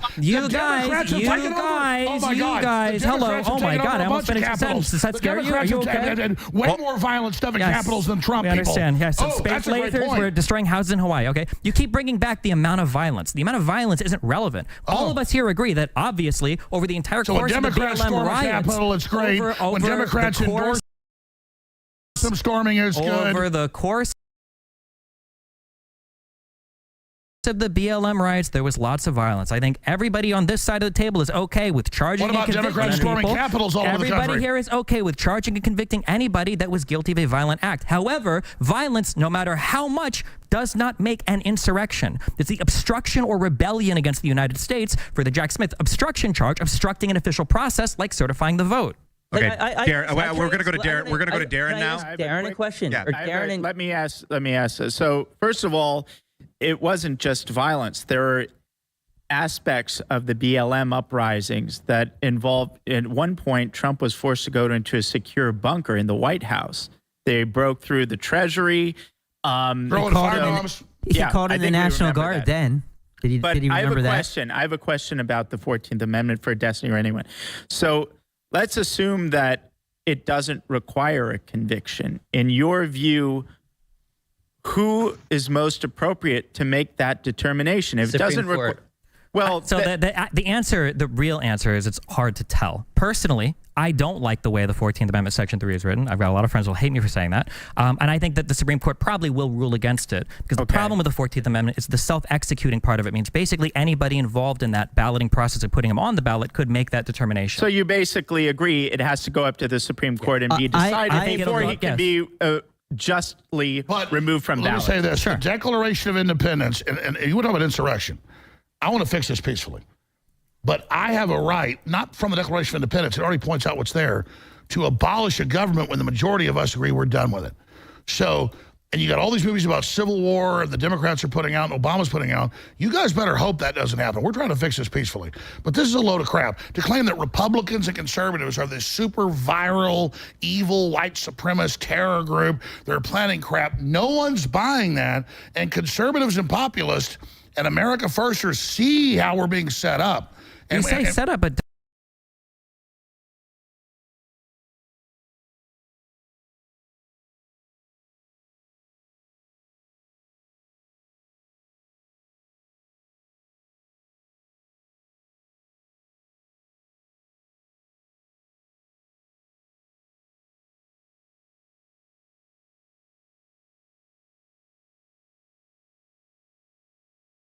You know, all where's the video footage of all the Antifa gear? Yeah. Oh my 3,000 people well, have we're not phones doing there. clips tonight. Oh, everybody. How many where's the Antifa were footage arrested and stripping down charged? Antifa gear? Gotcha How many Antifa? If Antifa was Gotcha there, why again. didn't That's Donald when the Trump? glasses go bump, why bump, didn't Trump? bump. I get the cigar. Yeah, You guys are talking pretty candidly about Well, you media. know we're not playing clips Why tonight. didn't Trump call in the National Guard as soon as the riot started? If Antifa was there, He asked for 10,000 National Guard a month before. No, he didn't. He mentioned Milley it threatened 2 to days resign before. if he got Why him. didn't he call him in that night? Why didn't he call him in? Look, there's Antifa. Call in the National Guard. He would have ended it in 20 minutes. So that's another myth that he had the National Guard on standby. Kash Patel said that. No, he asked for it. No, let me finish. Kash Patel said that Trump asked for it. That's the source of that. Kash Patel and Donald Trump, after the fact, claimed that they had the National Guard on standby. Neither of them testified to that under oath. Do you know who did? The Secretary of State, Department of Defense. Secretary of Defense, Christopher Miller, testified No, under Trump oath. didn't have it on standby. He asked for it and was refused by Milley. I can watch the post up. He was refused. No, Milley specifically said that's not true. Under oath. Oh, Milley. Yes. Was that in between his phone calls to Xi And Jinping? the Secretary of Defense, the man who he would have to call in the National Guard, the Secretary of Defense specifically said under oath that Trump never did that. Oath. Under oath. Did Trump or Under Kash oath, Patel? they tell people 2 men can have a baby. Can 2 men have a baby? So what? Why do you Can think, 2 men have a baby? let me I thought ask this was you- January okay, 6th. No, stop. Yeah, but you guys Another got- day. Alex, Another day. Going under oath. Alex, let me ask you a question. You're criticizing me for quoting somebody under oath. What is your source? If I'm quoting somebody that said something under the penalty of perjury. Your source is, you just know it, that Donald Trump said it to the public? No, we're live on air here, just like when this guy said that, oh, you're claiming this was done. You don't have proof. Those clips are all there. Everyone's going to pull those up. They're going to see them. So there's clips of Donald Trump calling in the National Guard? No, I'm talking about the last point. No, you didn't answer my question. No, I remember the articles. Can you just answer my question? You're not listening. Ed, You want my answer? Yeah, I do. When Trump got firebombed and the White House got attacked, he called for the National Guard, and Milley said, "I'll resign if he doesn't." He then asked the head jurisdiction, was actually General Flynn's brother, for 10,000 troops, and it was in the news. Anybody? I don't have a computer in front of me. Was there? On January 6th. January 5th. He asked 2 weeks before that they wanted. It wasn't in the news. Okay, well, boom, gotcha. Everybody get it. Show it. Go ahead. I'm on air right now. He requested I don't National have a Guard. computer. Hold on. Tell me what you're telling me. You're just hoping. Listen, they're going to get you. Tell me what you're telling me. That he requested 10,000 troops. Watch X Is that tomorrow. What you're telling me? Listen to me carefully. Watch X tomorrow. Okay. And you're it's going to be It'll General have Flynn 5 making million this views, claim? and it'll be you, and it'll be all the news articles where Milley says he'll resign if Trump's went National Guard, and then they did it again, and then General Flynn's That wasn't brother. for January 5th. That was the Washington, I know. D.C. protest. That's where it begins, and he asked again, and they also, it's all there. Okay, but you're making the claim that Trump had. No, you say show it. I'm here. No, Why would Trump care if But you Milley would didn't resign if show they're all it. the deep state? If they're all part of the swamp, why wouldn't he just do it anyway if that's what's right? Trump is the ultimate what's authority of gonna deploying the happen is national. people You're not are going to gonna- answer that question Here's either. what's going to happen, Dougherty. What's going to happen is they're all going to get it, and that's the whole. They're all going to show it, and then we'll see. Yeah, this is making me think about media manipulation in general and how sometimes you see things, sometimes you don't, sometimes things are real, sometimes they're not, and it leads me to my next question. General for everybody. And by the way, all 6 of you are doing phenomenally, especially you, Glenn, killing it from Brazil, my man. Do you guys think this election was stolen? 100%. And it's my.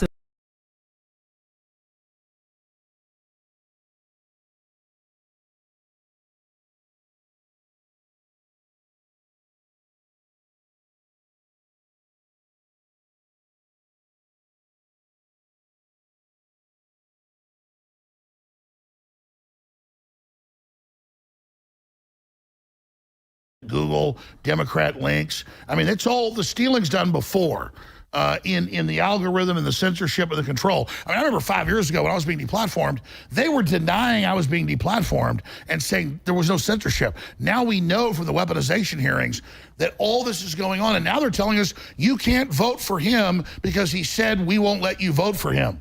I mean, why is it, if the election was being stolen, why did every single person that Donald Trump trusted to investigate come back and say there was no evidence. It wasn't every single, a whole bunch of his lawyers. It was not a whole bunch of his lawyers. Most of his legal counsel said that the few that he ended up going with were crazy. You just went in 2 seconds from everyone to most. I said everybody, you got him again. Show all I the said Trump that lawyers, everything that stolen. every single Got person again. that Donald Trump trusted to investigate, meaning the vice president, the Department of Justice, the cybersecurity division of the Department of Homeland Security, all of his White House counsel, I know how it works. I know you're farming TikTok clips, okay? That's what we're doing right now. But the reality is almost every single person that he asked to investigate. Wait. 2 minutes ago, you said all of them. That he now trusted. He didn't ask Sidney Powell to go and investigate. She brought cockamamie schemes to him, and he said, "Oh, maybe these are okay." Which, by the way, he also said she was crazy. You just said all wouldn't say there was fraud. I said, get the full quote, kind of like you're missing the rest of the 14th Amendment there. Get everything I'm saying. I know that hurts. I know the context hurts people like you.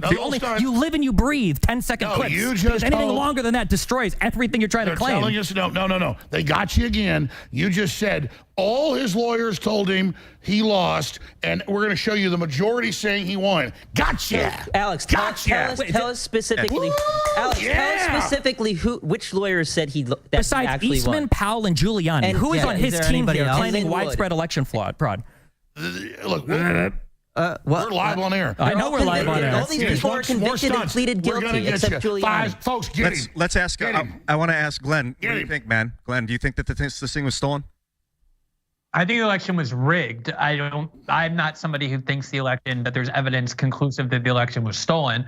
I do think we should be a lot more attentive to when election processes get changed out of the blue, like, because there's COVID, we're going to have a ton of new conventions for how we do mail-in ballots. I think there's a lot of potential for fraud there. I don't think there's evidence that I've seen, at least, that's conclusive that the 2020 election was stolen. I do think, though, it was rigged in all sorts of ways, from internet censorship to all kinds of interference on the part of the U.S. security state, lying and saying that a very incriminating story about Joe Biden was the byproduct of Russian disinformation when it absolutely was not. Facebook and Twitter censoring that story right before the election. These are all examples of corrupting rigging by institutions of authority. On the question of whether no, I don't. I'm not somebody who thinks there's evidence that it was stolen. Well, how would you define the difference between rigging it and stealing it? Rigging it is when institutions of authority cheat or act corruptly in order to manipulate public opinion to prevent stories from getting to them, like those news stories about Joe Biden and the way that he exploited his family connections in Ukraine and China to profit for his family, and lying about it and saying that it's Russian disinformation, censoring the internet to prevent stories from getting to the public, having the security state, the CIA and the FBI, that's supposed to have no role in our politics, being the ones to cook up those fabrications. That's all examples of rigging and manipulating our democracy the way that we accuse Russia of doing. The US security state, the corporate media, Twitter and Facebook did that way, way worse. Stealing the election is dumping ballots that were legitimately cast, or fabricating ballots in favor of one candidate or the other that actually weren't cast, manipulating the machines in order to have the loser be the winner. That's what I would distinguish between rigging and stealing. So to clarify.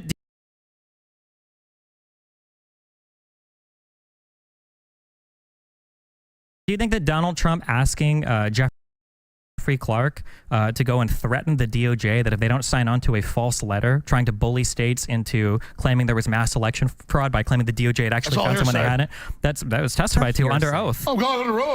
Do you think that would be considered an act of corruption? The whole point is, if Trump legitimately believed that the election was stolen, as Democrats believed in 2000, 2004, 2016, as no, that's not right. It's not answering the question. Then I'm answering the question. I just can't do it in 7 seconds. If Trump believed genuinely that the election was stolen, then all of those steps that he undertook to try and present the Congress the way to alleviate the stolen election, to have courts reverse the stolen election, to have Mike Pence exercise what he thought was his constitutional authority, might have been wrongful, but they weren't illegal, and they most definitely weren't a coup. So if he thought that the election was stolen, he was allowed to tell the DOJ that they needed to sign on to a false letter claiming they'd found election fraud. Otherwise, he would replace Rosen with Clark. That was something he was allowed to do. False letter. All this stuff's crap. The DOJ hadn't found anything, so the DOJ attesting that they had found something would indeed be false. That's right. I know. In this world, we need evidence, Alex. I'm sorry. Oh, evidence. Oh, I know. Yeah, evidence from evidence. Yeah. So Did 2 Men Have a Baby? Isn't there a sitcom called 2 Men and a Baby? Yeah, that's the whole point. It's 3 Men, and it was a great movie. Oh shit! I'm sorry. My bad. No, but I mean, we're sitting here like, guys, They said it was worse than Pearl Harbor and 9/11. Like Glenn says, So, this is Wow, you're fighting your demons up here. None of us are saying that. Alex, you pointed out, the votes, they went up way at night. They went up way high. Trump was winning, and then all of a sudden, Biden pulled ahead at like 1 a.m. Red Mirage. Yeah. So, but do you understand that the media basically told the American public that this is what happens basically every election? Yeah, they pre-programmed it, Red Mirage. No. Do you understand? No, it doesn't happen every election. Do you understand why that happened? No, I'm not other than smart enough to understand. The trucks, when they shut down the polling places, and the trucks pulled in, and they blocked the windows out and ran the same ballots over and over again. Let me explain it to you. Donald Trump, for months before the election, he kept saying mail-in ballots are rigged. Don't vote by mail. So do you think that Republicans are going to vote by mail if Trump says not to? So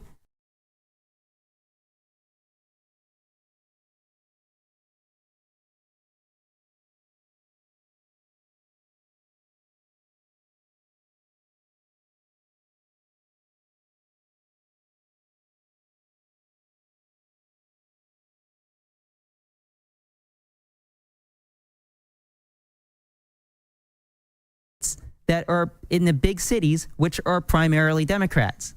What happens? Biden pulls way ahead in the big cities, just like everybody that was paying attention Can I talk would now? have known. Can I talk? That's why they had to all over block the windows out, kick everybody out, claim water mains broke. Let me talk. And then magically on the surveillance cameras, just keep loading the machines over and over again. But you're right. Did you actually watch it? Let's stop. You're right. No, I agree with you. Trump actually lost, so why are you so scared to let him run again? I'm not scared to let him run. So you support him being on the ballot? I support whatever the Supreme Court says because I think they should define what insurrection is. I think that's fair. I'm not saying I'm on either side. But let's go back to the pulling out votes or tabulating votes multiple times. Did you actually watch more than the 14-second clip that Giuliani put out there where they purportedly pulled out ballots from under the table? Let me ask you a question. No. Why in Michigan and Georgia did they block the windows? No. I mean, why? I don't know why. Ask them. Why did they say a water main broke? They later admitted it didn't. These all went to court. All these were had a day in court. And let me stop you. Because you guys, hold on, stop. No, all of them went court. Can I say one thing? I'll give you the floor. I'll give you the floor. Let me say one thing. Go ahead. I was found guilty by 2 judges in Texas and Connecticut, and then they had a jury trial on how much damages. Trump, they changed the law, has a judge who said at the beginning of the real estate hearing he's guilty. And then Letitia James said in the video, we've already found him guilty. She was so dumb, she said it. We already found him guilty. He's guilty. And then Trump doesn't get a jury trial in New York. So you're pointing to the judiciary and the corrupt lawyers that have run this country down the ground. Who are you pointing to? Man. Wasn't that because his lawyer didn't check the jury trial? Here's the thing. January, let me say this right now. January 6th, what an insurrection. Also, the videos that you're referring to, the running the votes multiple times. And we're not going to give the Democrats the violence. And we're not going to give the Democrats the violence they won in 2024. But let me tell you, you guys keep looking for one. Once you guys start the fight and launch martial law, you're going to actually get the real thing, and then you'll know what it is. Alex, how long have you been calling for martial law? How many decades now? Also, all the examples you're bringing up have literally been... COVID lockdowns were martial law. Oh, my God. And they didn't last forever like you guys crazy. We crazy, shut their ass down. No, you didn't shut down anything. We beat their fucking ass. No, the Supreme Court ruled against Biden. Biden won the election and it stopped. Biden won the election and it stopped, so you shut them down? Who's you? Are you part of Biden now? Let me ask you a question. No, why are we getting pulled off the Georgia? Why are we getting pulled off the Georgia stuff? Is Rachel Maddow right? Why are we talking about COVID right now? No, he brought it up. If Biden right that you take the shot, you're protected. Is that true? I think what Biden did. I think what Biden did was. Here's what Biden did for the shot. Okay, what happened was Raffensperger and everybody in Georgia looked over all the tapes that you're claiming about, but the ballots being ran 3 times. Not only was that information false, Trump was told that it was false. Trump knew that it was false. Trump repeated it over and over again, including in a call to Raffensperger. And finally, Giuliani has come out saying that it was false, but it was his First Amendment right to lie about it. When Ruby Freeman took him to court for defamation because he lied about something you could clearly see on video evidence. Okay, well, this is a question, Darren. Firstly, do you think? If you want to talk about it, if you think the election was rigged or stolen, but also is it protected speech to question an election and claim that it was stolen? Of course it is. That's a great question. I subscribe to the sort of rigged versus stolen distinction, and I'm more in the rigged category. And I think that's the more meaningful type of interference is the censorship, is all of the other tools that have been deployed in order to rig the election. I think that's more significant and than the sort of more hyperbolic claims regarding hacking the machines and or so forth. The claims that Trump was mail-in hacking. these kinds of things. So then you agree that Trump was wrong when he said it was a stolen election? Well, it depends what specific claim he's using. It's a definitional thing. Let's say when Trump kept pushing that Dominion was switching votes and it cost him Georgia. That I don't believe in the Dominion stuff. Yeah, I don't either. It was a lie. Trump was lying about it. Trump was lying about it. to Wrong. get He people was lying. But see, we're intellectually honest here. The point is that the State Department runs around the world looking at everybody else's elections, and the number one thing you get sanctions for is taking a candidate off the ballot. And that's what Democrats are doing right now, and America sees that. The Democrats are not doing it. That's going to go to the courts. Republicans actually filed it's not the Democrats Supreme Court of Colorado. It's not the Democrats Secretary of State Supreme Court in Maine. You just said the Democrats aren't doing it. Alex, They are in Colorado. doing it. Alex, in Colorado. God damn, that's a lie. in Colorado, who filed the suit? 6 people. How many of them were Democrats? What is this, Democrats? How many were Democrats out of the 6? Doesn't matter. No, how many? I know Liz How many Cheney's were a Republican. how many were Republicans who I know filed Liz the suit? Cheney's a Republican. 5 of the 6 people that filed the suit That's in who they have Colorado doing to it. get Trump off the ballot Who were ruled? Republican. Who So ruled? stop saying Who- Democrat. Oh, yeah, it's not. Glenn's Democrats don't want Trump off the ballot. Glenn's actually responding. Horseshit. That's not what happened. What happened is the only people who have standing in Colorado to bring a suit are people who can vote in the Republican primaries, which means either Republican voters or independent voters. Although the suit was brought in their name, the lawsuit was spearheaded and was paid for and was organized by a Democratic Party aligned group called Crew that boasted of this and took credit for it. So yes, the suit was Glenn, brought start in over. the Glenn, name. Yeah, Your Glenn. mic's gone out. We had some audio feedback, Glenn. If you can hear us, we're going to request we had some buzzing, Glenn. I want to make sure that everything you said is clearly heard. So we're going to fix that and then get back to you. Well, let's go back. Glenn, go ahead and talk again. Let's see. Yeah, try it out. Yeah.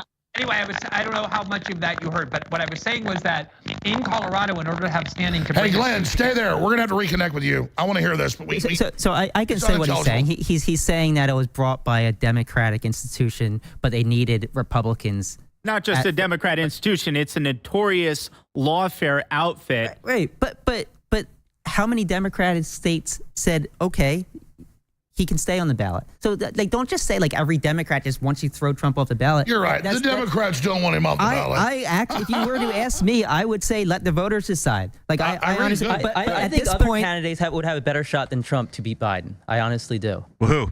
I think Nikki Haley, if she there's no way she would get the nomination. World War III bird brain. I think she would defeat Biden. I really do. We actually have a tweet from Vivek Ramaswamy claiming that the what did he call it? He called it Happy Entrapment Day, talking about January 6th. Do you guys think that it was an entrapment? 100%. Yep, 100%. Donald Trump entrapped all those poor people to be there. that's true. They probably thought he'd bail them out. That's why or I that told he'd pardon them like he did every other person in his campaign that was convicted of any crime. We want a 10-day investigation. That's why I said be peaceful. Yeah, because Trump was always calling for He supporters. also called for them to fight like hell, and Giuliani said Fight like hell means for our freedom and our vote and our country. Okay, and people can say things that they don't mean in order to. Hey, when you go to a escape- high school football game at a pep rally and they go, and then the cheerleaders go, fight, fight, fight, fight. trial by combat, that doesn't mean anything either. That's a legal term. I think the thing that's most instructive, the things that's most instructive to see what Donald Trump wanted to happen that day is that when he sat down and he watched the violence unfolding on TV, when he saw the people fighting with cops, when he got notification that Ashley Babbitt had been shot, Donald Trump did not take steps to stop the violence that day. Instead, him and Giuliani made phone calls to senators and congressmen trying to get them to stall the vote. What do you guys think ethically about people in politics telling people to go fight? Do you find it to be misleading? Look, we're not a neutered population. I mean, I have Democrats, in fact, during the impeachment for this, they shut it down when finally Trump put a 5-minute video on of Democrats saying, attack them at grocery stores, attack them at gas stations, attack. We need civil insurrection. What do we think about the term battleground state? Yeah. You know, it's... The problem this is not. Hold on. typical This is such political a, no, rhetoric. It's the context. It's not. Go ahead. Nobody is upset because Donald Trump said fight like hell. People are upset because for months or years, really even in 2016, Donald Trump has consistently attacked and undermined the electoral process with absolutely no good reason. No, it's the Democrats no said he was a Russian agent. And the that Democrats he had falsely the chance said he was a Russian January agent and 6th. sicked the deep state on him for the 4 years of his deep administration. State that every single appointee that he made, all of his own people were part of the any deep evidence state. Trump's a Russian agent? No, but that's why he wasn't convicted or charged of any crimes for it. They were the ones saying that the American voters charged with were crimes for being a manipulated Russian by the agent? Russians. Was he they charged? were the ones saying, Alex, was he charged with a crime for that? Hillary is was he currently charged with a crime for that? He tried. They tried. Wait, but the kangaroo courts, why didn't they just charge him falsely? They haven't charged him for insurrection. Wait. Why did Jack Jack Smith get to indict him, but not for Trump is going to steal the election? Why didn't he get an indictment? Is Hillary saying Trump's going to steal the election? Why is Hillary saying Trump's going to steal the election? Why is Hillary saying Trump's going to steal the election? Why wasn't Trump indicted? Why is Hillary saying Trump's going to steal the election? Why is Hillary saying Trump's going to steal the election? I'm about to stand up, just so you know, and that would be good TV, but I'm not going to do it. Well, he won't stop, Alex, and I will dominate. What we need to do, and you don't answer a question. Guys, what we need to do. No, I do answer questions. Listen to me for a moment. We are. That we don't speak over each other. What we do is we listen to each other, take turns. It becomes way better. Well, I have a question. I agree. Well, can I finish my statement here right to the end? Is it okay that Hillary is on TV this week 3 times I saw saying Trump's going to steal the election? Hillary is. Why is she allowed to? Rent free in your head right now. The problem with Trump's speech. The problem with Trump's speech. Why can Democrats say it, but Republicans can't? You keep trying to change the subject. I'm not changing the subject. Hillary shouldn't be saying that. I agree. Hillary shouldn't be saying that. Who is she? She's a private citizen. But I think you're allowed to say people are going to steal election, whether you're right or wrong. That's why Trump isn't being charged for it. Trump, you said it yourself. He's not being charged with incitement. He's not being charged with insurrection. But that has nothing to do with him saying a particular thing. Did Joe Biden try to get the votes certified for Hillary Clinton? Did Hillary Clinton try to force Joe Biden in 2016 to certify the electoral votes? No, because they knew the landslide was so big. The Biden had a pretty big landslide. Wasn't Biden's landslide? Wait, hold on. What do you mean the landslide was so big? Didn't Hillary win the popular vote? Hillary won the popular vote. Biden won by more. No, the landslide. The narrative collapses right before our eyes. So Trump didn't win the 2016 election. What? Trump didn't win. No, which one? But 2016. He didn't win the popular vote. Well, with Russian help, right? He didn't win the popular vote. No, from the evidence I've seen, he had a huge landslide. They tried to steal it with illegal alien voters, but it's still Trump was so big. We're not all privy to the election that exists in your head. I know. The There's no voices that illegal talk aliens. to you don't give us the same type of information. The rest of us on Earth don't get information beamed down from the mothership. We got to go by what people in reality say. I'm so sorry. Here we go. People know you're wrong. The states with the illegals are getting more. California just got.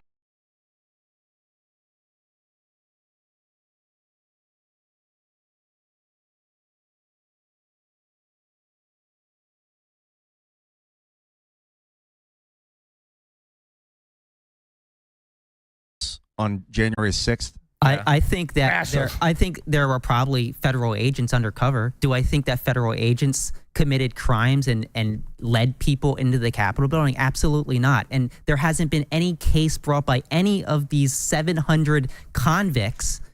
None of them brought that up.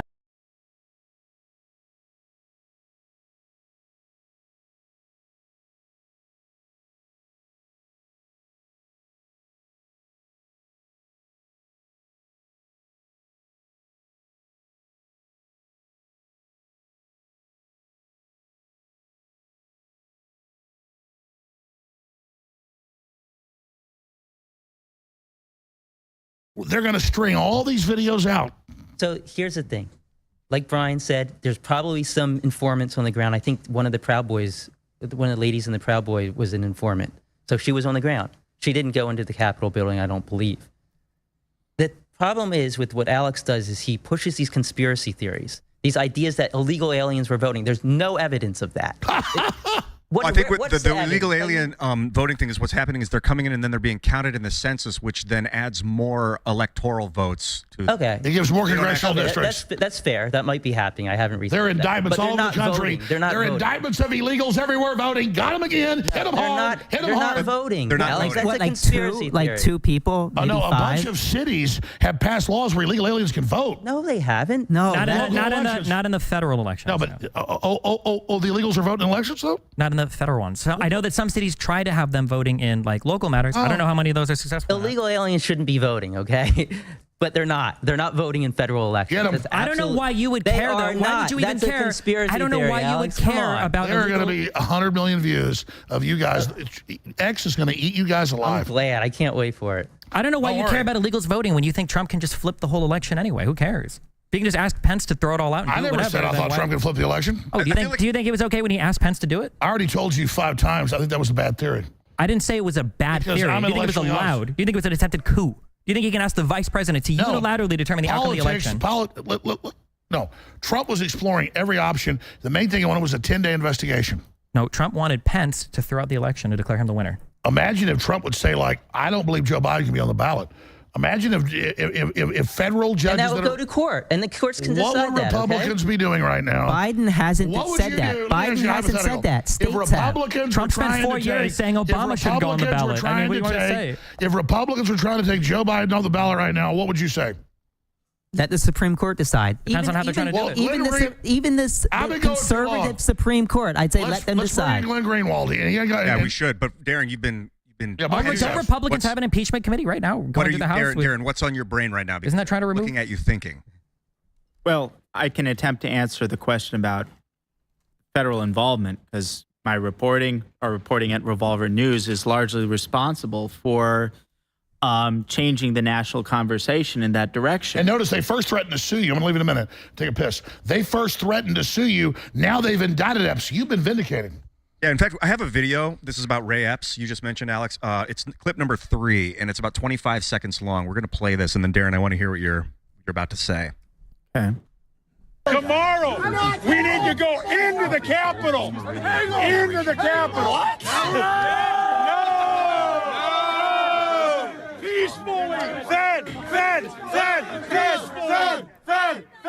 Tomorrow? I don't even like to say it because I'll be arrested. Well, let's not say it. We need to go. I'll say it. All right. We need to go in. Shut the fuck up, Boomer. To the Capitol. Oh, well, wait. Ray Epps didn't do anything because he said peacefully at the end, right? We can move past him. He did say no, he said go into the Capitol. He said peacefully. Well, so what? It's still illegal to go into the Capitol. But peacefully was the operative word. Yeah, I thought peacefully made it all okay. No, going in is illegal. Trump didn't say storm the Capitol. He didn't say go into the Capitol. He's going to get 6 months in prison. So no, I mean, you guys want to hear the argument for federal involvement or not? Go for it. Yeah. Not really. Okay. I want to hear it. All right. Well, there's a lot of dimensions to it. We can start with the Ray Epps issue. Here's a guy, you saw that was only part of the clip. There's much longer clips about Ray Epps, but here's a guy who's the only guy caught on camera as early as January 5th, repeatedly calling for people to go into the Capitol and prefacing his seemingly rehearsed remarks in each case, saying, I'm probably going to go to jail for this. I'm probably going to go get arrested for this. You need to go into the Capitol. The next day, he flew across the whole country, presumably to go hear Trump's speech. He skipped Trump's speech. Instead, he was a veritable Where's Waldo everywhere on January 6th, directing people, go into the Capitol. It's in that direction. That's where our problems are. Then, amazingly, he's pre-positioned right at that initial decisive breach point on the west perimeter of the Capitol, and he's whispering into somebody's ear just seconds before the bike racks are broken through. He texts his nephew, I orchestrated it. On paper, think about it, he's like a 6'3", former Marine who was wearing camo gear and a Trump hat, and he just happens to have had a leadership position in the Oath Keepers, the most demonized and heavily prosecuted. He used to, right? He doesn't. He didn't anymore. The most demonized and heavily prosecuted militia group associated with January 6th. And the regime doesn't touch him. However, initially,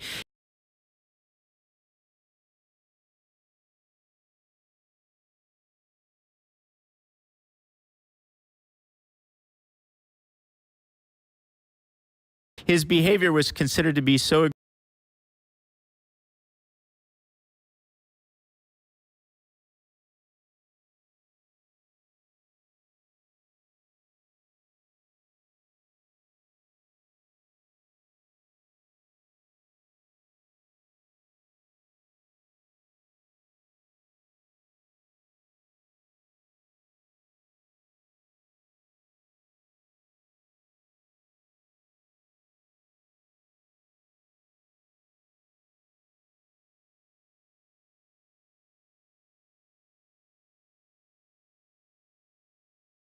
met a Trump supporter he doesn't want to see rotting in jail for 50 years, that Adam Kinzinger will defend more aggressively than Epps' own lawyers. And now, almost 3 years after, the government finally says, okay, we're going to hit you with a wrist slap misdemeanor, as though people are so simple-minded to think, well, if the argument is hasn't been indicted, therefore he's a Fed, if we indict him now, even if it's a misdemeanor, even 3 years after, no matter what the circumstances, this constitutes a refutation and totally wipes away the mountains of suspicious evidence surrounding the character of Ray Epps. That's just the case of Epps. There are many other things. Can I just touch on that real quick? So you mentioned a few things I want to touch on. So you talked about how he whispered in somebody's ear, and moments later that guy went in the Capitol. That was Mr. Samsel. Yep, that's right. And Mr. Samsel actually testified under oath. I believe he was convicted. He said that Epps actually told him, calm down, the police are on our side. Well, he's changed his story. Okay, I wouldn't rest. Did you write the original Revolver article? Yes. Okay, thank you. Okay, I set aside 3 days to go over Ray Epps stuff, and it took me 6 hours to see it was one of the stupidest conspiracies I've ever seen in my entire life. So the other thing I just want to go for it real quick. So you said that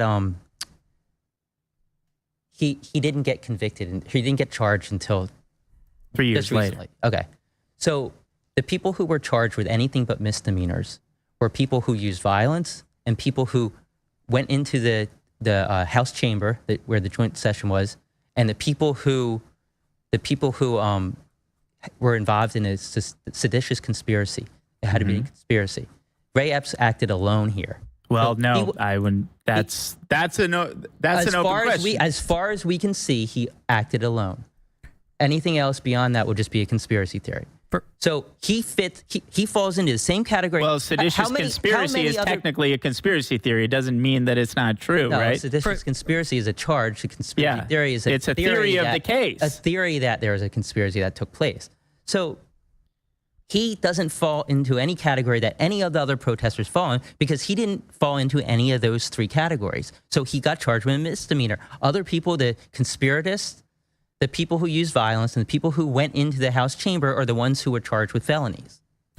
For the Ray Epps stuff, if you look at his story from start to finish, it is incredibly obvious. The guy is a boomer. The guy was a huge Trump supporter. No, he used to be part of the Oath Keepers a while before. That's what he testified to under oath.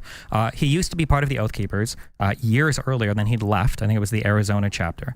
Ray Epps was the head of the Arizona chapter. That's fine. Ray Epps went to the march.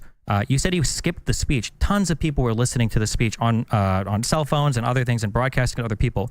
Ray Epps was outside the speech. There's on video, I know, because you posted in your article with him literally telling people, "Let's go, we're marching to the Capitol." That was before the speech. Sure, yeah, but he's out to the ellipse where he's telling people in advance of the speech we need to go to the Capitol, because somehow he got it in his mind that everything would end up at the Capitol. I'm pretty sure he's doing it in his. As Trump is making the speech, not before the speech has begun. No, it's when he's directing he began people. Before the speech began. There are timestamps on the video. Then you can go back and watch it on the Revolver story is up there. For every single thing that you assert about him, that he's in video whispering into a guy's ear, you say it in the rest of your article. All he's doing on the day of, when the protesting is getting violent, is going up and down telling people, "Don't fight with the cops. Don't fight with the cops. The cops are on our side." That's what he's saying the entire time. The idea that he said that the entire day, but the one guy whose ear that he whispered into, that unfortunately we don't have audio capture of, that he and Samsel testified to, is he said, "Hey, the cops are on our side," or "the cops aren't enemies." They both say something to that effect. And that seems to synergize with everything else he said on that day. You go on to say that guy immediately after was the one that broke down the fence. No, he's not. You can see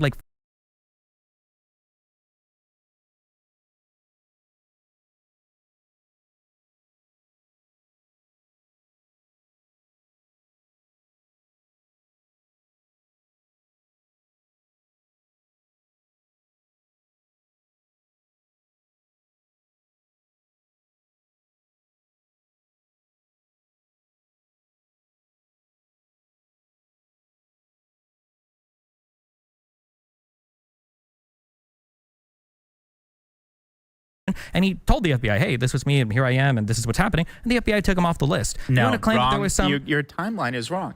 He called the FBI when he saw himself in the videos.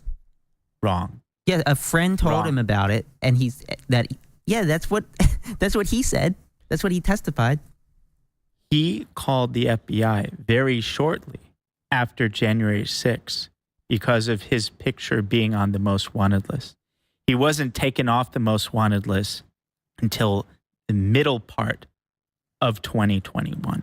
There were multiple months span between him calling the FBI in the first instance and being quietly removed. That's not true. Yes, it is. No, that's not true. Well, I mean, I can tell you why it's not true, okay? Because what you did, because I read your article, is you looked at 2 archived versions of the website and you didn't have a 12-month archive. For some reason, you assumed that the recent snapshot that you took at 2021, you think that that was the first time the page has been changed. That was just the first time the page has been archived. Well, I don't think the FBI has made a statement on it, but what Epps testified to was that he either saw a video of himself or a friend saw a video of himself or a friend saw him on the list where people were, and then people were making videos, and then he called the FBI and he said, hey, I need to talk to you and this is what's going on. If he was a Fed, why would they remove him from the list when everybody's clearly looking at the list? He was like one of the only people removed. Why would senators be defending him so vigilantly? Why wouldn't... That's a great question. Why was he quietly removed right when the question of federal involvement became a major part of the national conversation? And let me just... I don't want to get lost in these weeds. I just want to say something quickly. So you're saying, he said, we need to go into the Capitol peacefully. And you point out correctly that in many instances caught on video, he's engaged in what you could call de-escalation of the crowd, and he's not urging people to violence. That's all correct. I never said he's urging people to violence. He was absolutely a provocateur, and his mission, as stated and as implemented and as orchestrated by his own verbatim text, was he wanted people to go into the Capitol peacefully. That might be the case. Wait, that might be the case. And if that's all you're saying, there's it's not all. No, that's everything. That's everything. Nobody here is saying that he didn't say that and he didn't want people to do that. But the claim is that there's some sort of that's illegal. Federal, that's fine, and he can be charged for it.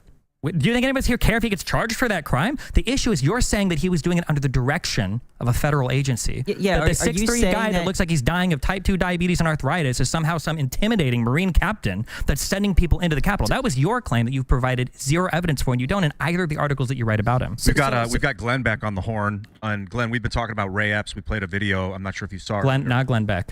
Oh, did I say Glenn Greenwald? Greenwald. The other Thanks, Glenn. That's so funny, Glenn. They're hard to tell the difference between nowadays. Glenn, Glenn has been very patient. We should hear from Glenn Greenwald. That's so funny. What's happening, dude? Well, I only heard the last 4 minutes of the conversation, but I'm still always amazed by, I really don't understand the argument, because the FBI and the US security state before January 6th was saying that they regard the greatest threat to national security not as being ISIS or Al Qaeda or Hamas or Hezbollah or China or any other foreign threat. They regard the greatest threat as being right-wing domestic extremists, in whom that was included on many lists: the Oath Keepers, the 3%ers, and all of the people in the groups that they said orchestrated January 6th. Is the argument that you think that the FBI was not monitoring and infiltrating those groups? Because there's actually a ton of evidence that the FBI had their hooks in all 3 of those groups, and not only had their hooks in them, but on January 6th had informants on the ground who were pretending to be Trump supporters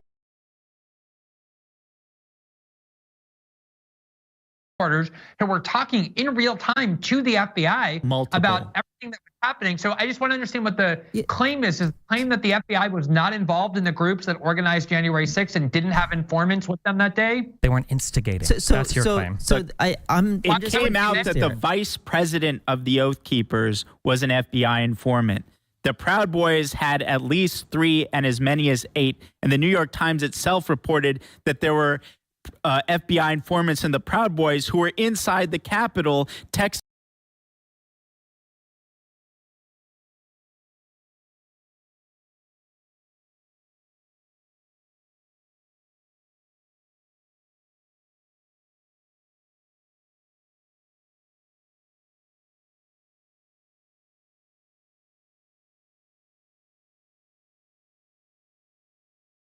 About Epps, so a couple of things there. You don't find it a little bit strange? Wait. I'll get to you. I promise you. I promise you I'll address that. But let's just consider the context. The context in the immediate aftermath of January 6th, by the words of Steve Sherwin, who is in charge of the prosecution, their posture was one of quote unquote shock and awe. they were going after everyone. They were hitting them very hard. Now, again, think about central casting.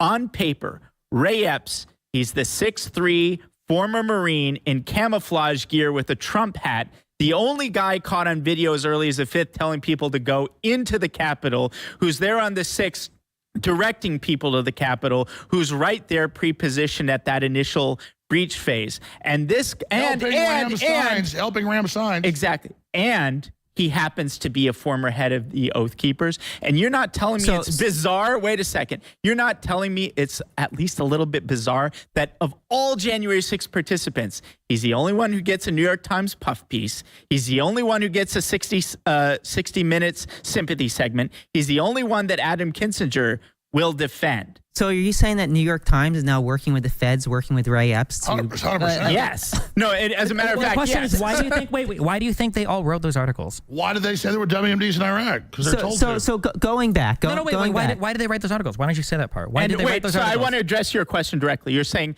if he were an asset, and by the way, I'm not definitive in the sense that, I don't think he was working directly for the FBI. I don't even know if he was directly working for the federal government. He was an asset. He was acting on behalf of a third party. He was not an authentic actor on that day. That I will say with a great deal of confidence. But wait a second. You mentioned victory. Let me say one thing. I've been gone for 10 minutes.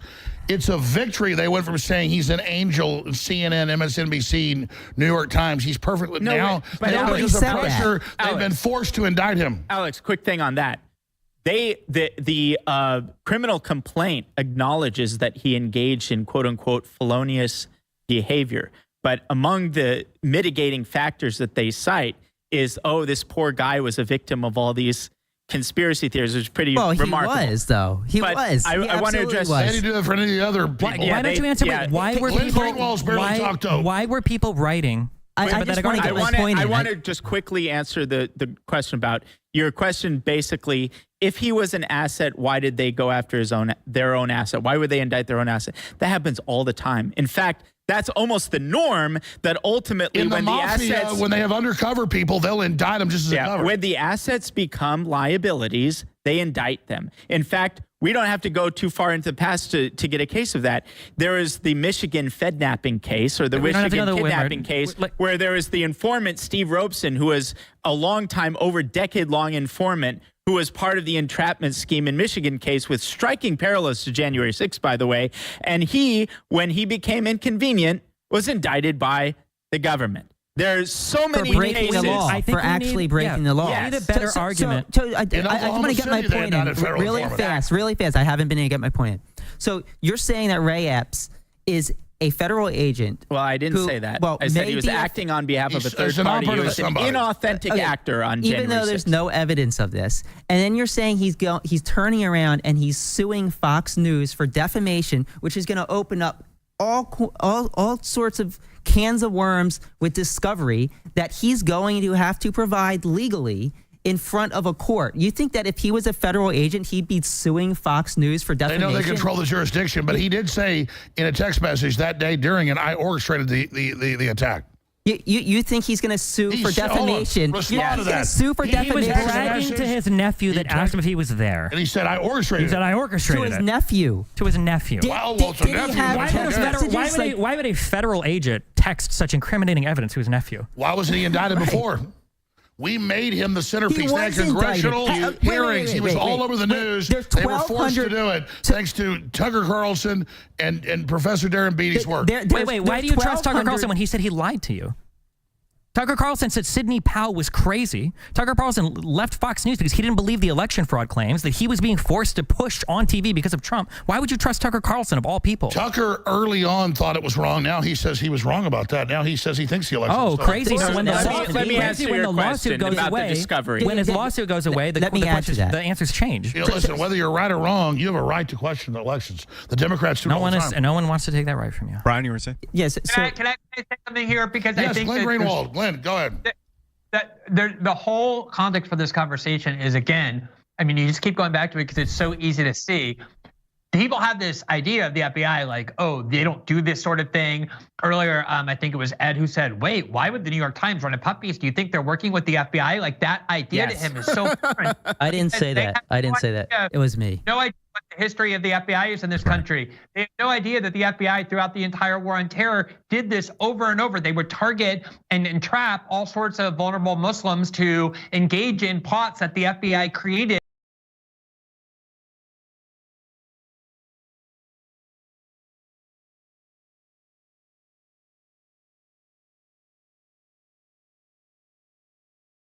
In order to create a narrative that the FBI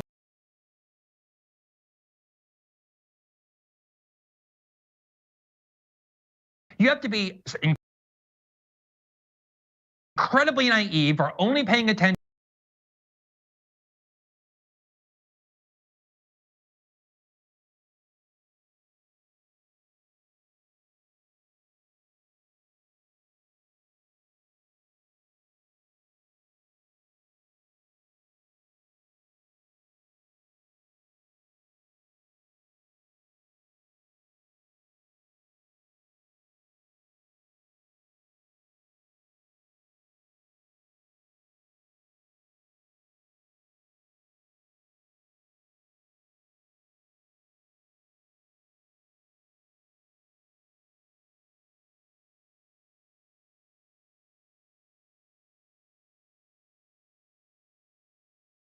Islamic terror plots were hatched and run by the FBI. That was the headline. We're getting so far including away from the first point, World though. Trade Center bombing, by the way, which is Alex, just one really quick thing. You said Ray Epps was one of the last to be charged.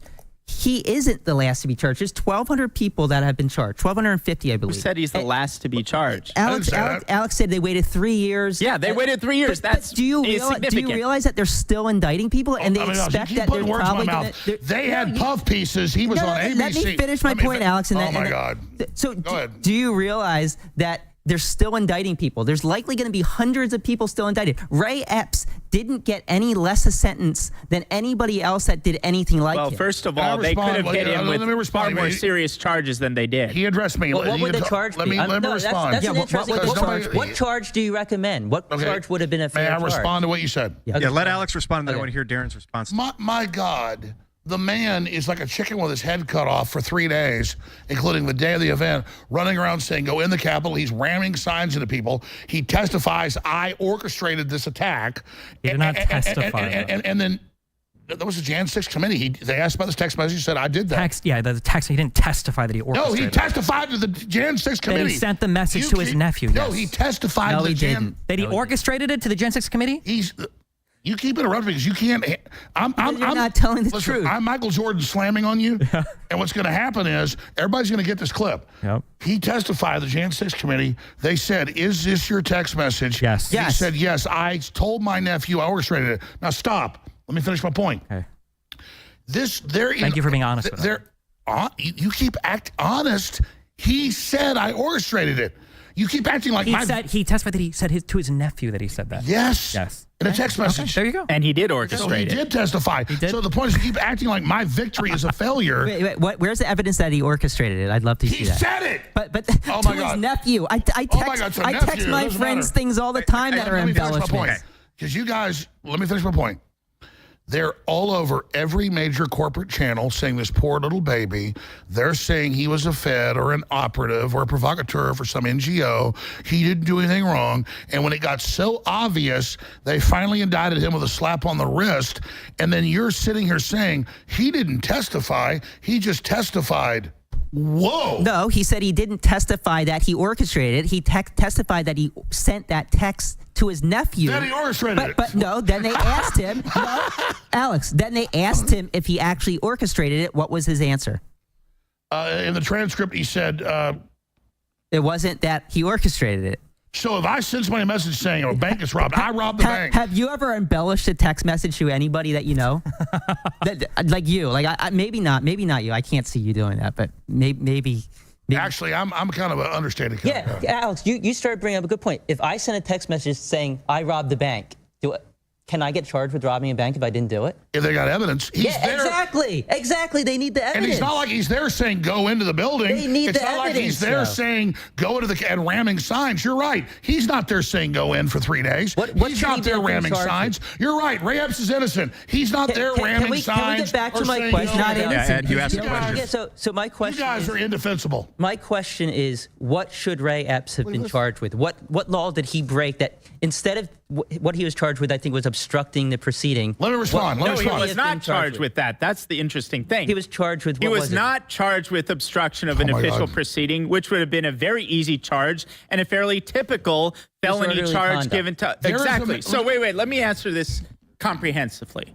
So first of all, it's extremely strange, given how conspicuous and egregious and concentrated his behavior was, that he somehow was able to avoid the obstruction of official proceeding charge, number one. Number two, there are even more serious charges they could have given him. In fact, in the series of videos that we put out, there's one specific exchange he had with another guy. He said, when we go in, leave this here. We don't want to get shot. The when we go in, leave this here, he's referring to that individual's bear spray. That individual ends up going into the Capitol, committing violence, and doing a whole bunch of other things. And this is a bizarre case because this guy, who is super egregious, has to this day not fully been charged. His case hasn't even gone to a district judge yet. So the obstruction case. So let me give you a sense. Let me give you a sense. Because when we're evaluating these things, we have to compare them to standards applied to others. Oh, let me stop you. You'll go next. Owen Schroyer, I've known him 8 years. He's a badass guy that helps disabled children and is literally like a super good person.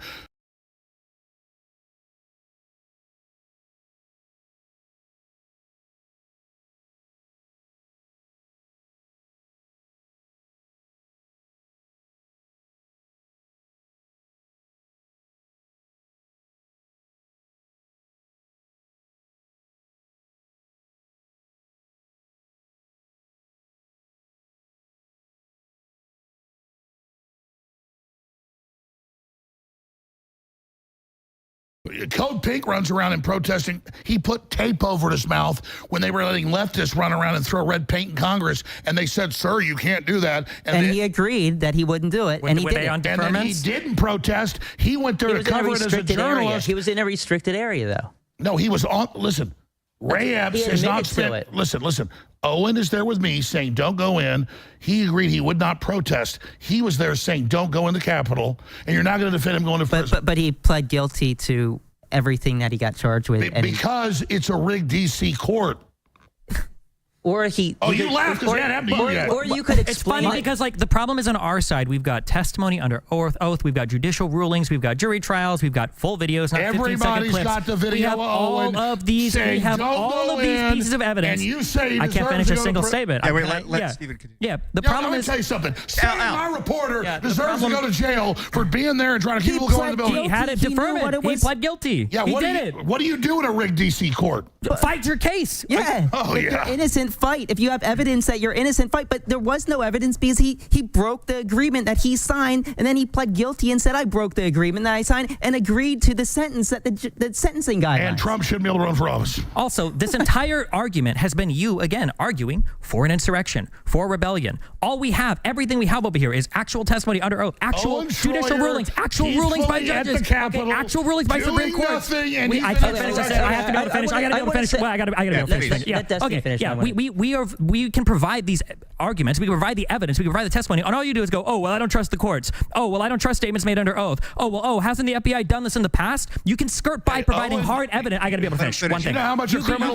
You can skirt by. You can skirt by on providing any hard evidence for literally a single claim that you've made today. There hasn't been any evidence provided to support any of the claims made today. And you are hand brushing away every single other claim that's made. literally said testified I under orchestrated oath by people I've that given were nothing but loyal to evidence. Trump, by people that Nothing Trump but evidence. trusted Nothing but over and evidence. over and over again. And Nothing at but the end of the evidence. day, like, what could you Nothing but possibly be evidence. advocating for Nothing but besides evidence. an insurrection? I can't even finish the thing. Oh, yeah, you just I think it's said- because when I talk, you get really afraid. No, I actually you're respect. afraid. I appreciate that. You just said, I understand. Okay. You just said, when I defended Owen, you just said, here you are advocating for insurrection again. Exact quote. A guy saying, don't go in the Capitol as a reporter, and you don't even stand up for the First Amendment. Or You other don't trust the journalists? court? Do you trust the courts? I don't think most Americans do. And that's when you have real Okay, revolutions. if you don't trust the court, real revolution. What do we do in a real revolution? Hey, listen, we're not trying to go there right now. We are there right now. We just were. It's January 6th. But listen, if there was any time to go don't there, worry. don't touch me. If Okay, there, listen. If there is one, where would you? If there is one, you're going to lose. Sure. buddy. Okay, we'll see. Okay. Where is Didn't like 4 people dying on January 6th from obesity and meth? If these are the people we have to fight, I think we'll be okay. Ashley Babbitt, you're dehumanizing her? Was she on meth? I don't think she was one of the 4 that died from meth. She died from the gunshot. No, did she deserve to be shot? She was trying to climb into an area where federal agents were saying, if you climb in here, I'm going to shoot you. Federal gods? Federal If it gods? was your house, I'm sorry, would you do shoot federal them? agents not have the right to shoot So people? would you have pulled the trigger on her? You like that? If I was one of the federal agents there and I thought it was Their appropriate to job do so, is yeah. to Watch that video? protect. Their job is to protect the people inside. Do I like that? No, you guys were the ones cheering on the other side of that. All right, I think I was we cheering got on a her. little You derailed. guys were cheering talking for it the about- entire time. Talking about Owen, we you're got a sick little. Wait, I want to know, what do we do if we don't trust the courts? We You're don't a trust sick the courts. We person. don't trust the president. Hey, we does don't Julian trust. Assange deserve to be in prison? What? I'm not here to talk about Julian Assange or You the wanna rest of your put- friends, okay? Tell wanna me, put what do we you do wanna if put we don't journalists in trust? prison. There's a reason he won't answer the question. The reason why is because he answers No, rebellion and your insurrection. questions The are reason fake. why they Has something marched to say. saying Yeah, we're gonna get back to- I talked We about are Owen. going Let's to get get straight. back to. I talked about Owen, who was there peacefully and said, don't go in. And he said, you're defending insurrection. Everybody's going to play that quote. That's not true. Okay, I think, and you know what? I agree. I think claiming that that is a defensive insurrection is different. You were defending maybe Owen. Yes. Okay. Now I want to get back to Darren because there was a question that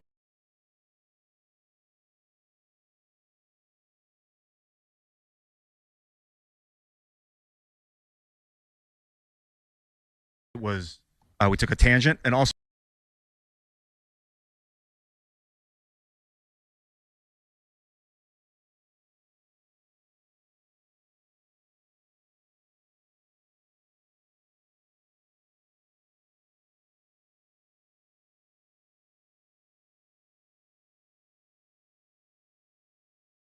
Serious charges. The first example.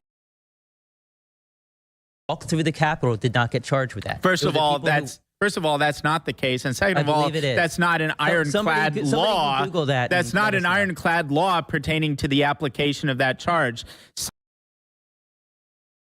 Secondly, there's a far more serious conspiracy charge that the government had available to them if we use the standards that they've applied in similar January 6 cases. Yeah, he was way worse than Joe Biggs or Stuart Rhodes. I mean, he's literally, we're Stuart Really? Rhodes saying invade the Capitol. We're Stuart Rhodes attacking people or ramming signs.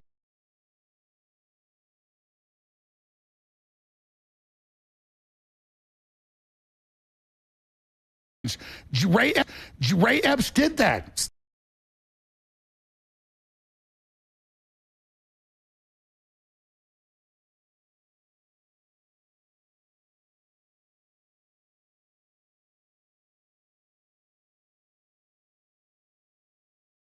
Stuart Rhodes literally said that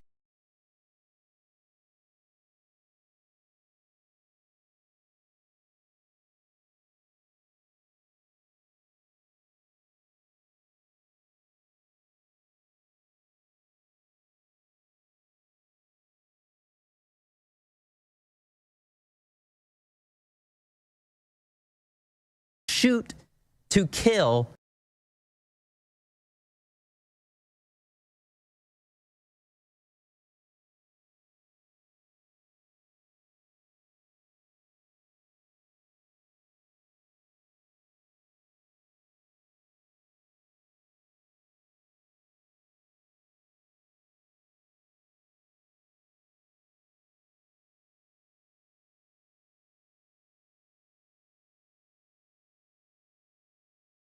For this on air. One So thing, you're right. very- That's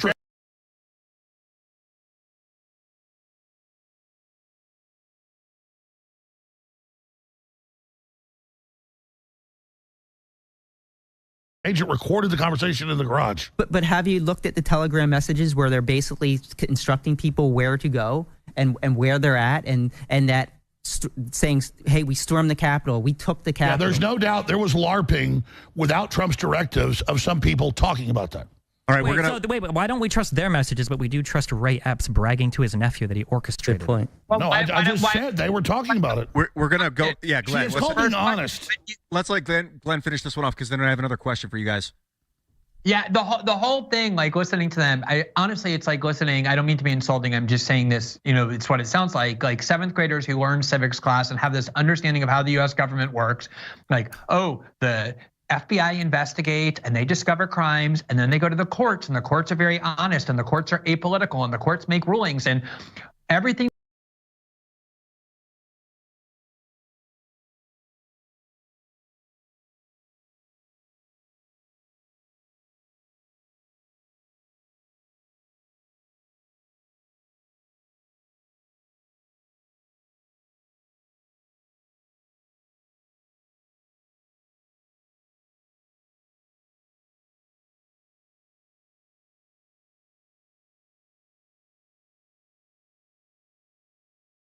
System decided that this has to be punished regardless of what the law provides. You had the FBI with their hooks inside all of these groups, but I do understand that if you believe in this like story of American propaganda, that the FBI is these upstanding law enforcement people and they don't do that, and then the courts go and make rulings, then you're gonna end up with this image of what the three of them have, which is this idea that this was one of the worst attacks in American history. The courts have ruled. Everything the government did in this case is consistent with their longstanding view before January 6th, that these groups are criminal groups. They need to be criminalized. Trump's movement is a threat to the United States, and the entire part of January 6th was designed to define them as an insurrectionary movement so that they could criminalize them, which is exactly what they're doing. 809. I want to respond to Glenn real fast. Owen didn't have the money for a criminal trial. 890 convictions or guilty pleas. 2 acquittals, 2. 890 to 2. So go ahead, Glenn. Were accused of violence? They're not convicted of insurrection. I believe 170 or so were for violent acts. Illegal parading. Exactly, a tiny number, a small percentage. Yeah, and the Supreme Court is, and they should be. You got to make. Let Glenn talk. Go ahead. Understand that usually what happens in the United States with nonviolent protesters or even with violent protesters is they don't get charged with anything. A tiny percentage of people who use violence throughout all of the Black Lives Matter protests ended up in jail because the ideology in which they were protesting was one that was considered positive and friendly by the institutions of authority. They were on the side of Black Lives Matter. They didn't prosecute that. The Trump movement and the right-wing extremists, as the government calls them, are considered enemies of the state. And that was why the entire law enforcement mechanisms were distorted. If you want to actually make these... Let me just back up Glenn briefly and I'll shut up. Let me finish. I'll take a 5-minute break. One second. Well, let me finish. It's not the same to compare Black Lives Matter protesters and protesters who entered the Capitol building during the certification of the election. Those are not, that's like Democrats have bombed the U.S. Capitol. Democrats have bombed it. Courthouses and burned down police stations, and they had within them people who were insurrectionary. And they got charged, and as they should have. They got charged. Barely any of them got charged. There are plenty of them that were charged. There are plenty that were charged. Can I just say one thing? I'm going to say one thing. I'm going to take a break here. Yeah, we're actually all going to be taking a short 5-minute break here in a moment. But Alex, I'm just going to say this right now. Ladies and gentlemen, we saw billions of dollars of stuff burned down. We saw all the killings, and we never said all Democrats are involved in that. Biden gave a speech yesterday that was Hitlerian, in my view, literally saying everyone in D.C. was a terrorist. They're all bad. You can't vote for Trump. We're taking him off the ballot. America's going into martial law to stop him. Our republic is in danger. I got the transcript right here. Yeah, what quote him where he says that? Everyone in D.C. is a terrorist. That's a Biden direct quote? No, is that Hunter Biden or Joe Biden? I know you love Hunter, but the point is, this was a hysterical diatribe. This is dangerous. So, Alex, what if instead of the Capitol was the White House and there's thousands of people at the White House fence and they push through the fence, do you think those people deserve more of a criminal penalty than people that were rioting in, I don't know, L.A.? No, I mean, if it turns out they were under the directive of a foreign power, No. And they were, it was just a bunch of Americans. Did they kill a cop? It's the crime they commit. If a bunch of Americans, when Trump was in the White House, stormed the White House with fences guns, with weapons, and made it past, like Ashley Babbitt got shot? No, they shot past the fence. The Trump supporters shot Ashley Babbitt. Okay, made it past the fence, and they were at the doors of the White House. Do you think that they would act? When Trump asked for the National Guard to stop that, Milley said no. Trump didn't ask for the National Guard. He didn't ask for the National Guard. Milley's on record saying, I threatened to resign if Trump puts troops. That wasn't January 6th. That was weeks before. You just said about the White House. Yeah, but nobody. See, I'm giving you specifics. Nobody was actually. I'm giving you specifics. Did anybody cross police barricades into the White House? You know what I saw was the police, after a little bit of a fight, opened the doors and waved people in, and a bunch of them. They didn't wave people in. Oh my God! Everybody, get the footage. There's one clip out of 40,000 hours. There's hundreds. There's no hundreds of clips of people waving people through the door. What I saw were people breaking the windows, climbing through broken windows, unlocking multiple doors, and letting other people in. Once in, police were forced to basically de-escalate the situation and make sure that the Congress people were protected. At that point, they were outnumbered 10-1, the Capitol Police to the rioters. At that point, those videos where they're walking alongside people, they're funneling them into the rotunda. I was there. You weren't in the Capitol, and I give you credit for that. You knew when to turn around. The Wall Street Journal said I was cowardly on top of a car commanding people to invade. But thank God Jack Posobiec, because I didn't have a Twitter then, put the video out of me saying don't go in. I got there in the middle of it. Man, I'm glad you didn't, and you made the right decision. When you're there with 300,000 people, it's 1 million in town, and they don't even know what's happening in front of them. They're being guided in. A lot of those innocent people that just walked to the Capitol have been sent to prison. All right, we're going to take a – well, no, actually, we're not going to be taking a break. You might be. But I want to ask you guys, talking about these people in prison, these prison sentences. So I want to talk to you briefly about if you think these prison sentences that some of these people are getting are justified or not. And then we're going to be taking questions from the audience from Zero Hedge Premium. So if you haven't signed up at zerohedge.com, sign up for the premium service, and you may be able to get a question in before we wrap. But what do you guys think? I mean, let me.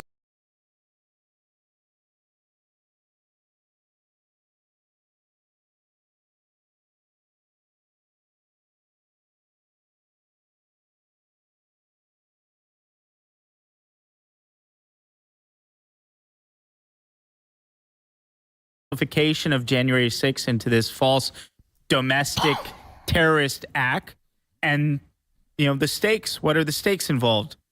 The reason it's being amplified in this fashion is to justify the further weaponization of the national security apparatus against Trump supporters and to suppress the energies associated with Trump's movement. Therefore, you have these crazy sentencing. I think they're all crazy. Even those top sentences for the Proud Boys and Oath Keepers, 20 years, 18 years. It's simply insane when you think about, again, all of it has to be comparative. There are people guilty of murder who get less prison time. And the self-described, self-professed posture of the DOJ in the immediate aftermath of January 6th is one of shock and awe, which ominously but kind of unwittingly, accurately recalls the Iraq War and the war on terror. This is not an accident. It's very fitting that the Department of Homeland Security is the tip of the spear when it comes to this repurposing of the national security apparatus. It was the Department of Homeland Security that said white supremacy is the #1 national security threat, and by white supremacy, they mean Trump. All of these people have also said January 6th was a white supremacist insurrection. Hillary Clinton has said that MAGA is a white supremacist slogan. So that helps to contextualize and clarify. And all these movies are coming out. What they mean when they say white supremacy is the #1 national security threat. And so basically these people, even the people who committed illegal acts, are in effect political prisoners because of the political context of these prosecutions, which are vastly overblown and could only make sense within this political context of the weaponization, not only of the national security state, but unfortunately now also the legal apparatus. And let's go on the line with Glenn again and then all you guys. But I just want to say something. This is important, folks. In June of 2021, Biden put out a national security memorandum, which you just mentioned, saying right-wing extremism is the #1 threat. Then he defined that as white supremacism and then said questioning open borders, questioning elections, questioning lockdowns, questioning 4 shots. That's in the report. I've shown it hundreds of times on air. Literally declaring the people an enemy. Then he gives a speech with this red background with Marines. I thought I was watching Adolf Hitler. And then yesterday he gives a speech and saying they're taking over, they're a danger, we're at war, all off a riot at the Capitol. At best, it's a riot and obviously provocateur. So this is a branding of 80 million voters plus as a political enemy. This is extremely totalitarian, extremely dangerous, and I was there. I know. You're in a crowd of hundreds of thousands. You're up, tear gas is coming down. You can't even see what's happening at the Capitol. You're saying, don't go in there. We've got a stage. I go there. There's a stage, no one there. I mean, we were set up, and I was set up, and thank God that I waited 30, 40 minutes. I didn't know what to do. I was like, this is weird. How do I lead a crowd that's already left? I was there. And so all I'm saying is this is not the basis to indict populist Americans and say they're terrorists. And if the U.S. government spent the equivalent of $10 trillion, you know, they spent $1 trillion in Afghanistan of real current numbers, but the estimates now are $10 trillion in current dollars in Vietnam, and the Vietnamese wouldn't give up. So Swallowsville says, we'll use F-16s, we'll just kill Americans, we'll take your guns. F-16s don't take guns, folks. I don't want a civil war. I don't want violence. But the entire deep state couldn't defeat the Vietnamese, and now they want a war with the American people while they have one with Russia and while they have one with China. This is madness. It needs to stop. I don't want a war with Democrats. I don't want civil war. I don't have some dream of this, but this is the election strategy of Joe Biden is civil war. Glenn, did you want to say something? Yeah, I think this is really the nub of everything. Like, I really do think that the three of them actually believe what they're saying. I'm now like actually realizing this. And the reason they believe it is because they don't know the history of the war on terror. They don't know the history of the Cold War. They don't know what the CIA and the FBI and the US security state have been constructed to do and the role that they played in our domestic politics. Every single time that there's some new crisis, the CIA, the FBI, the permanent power faction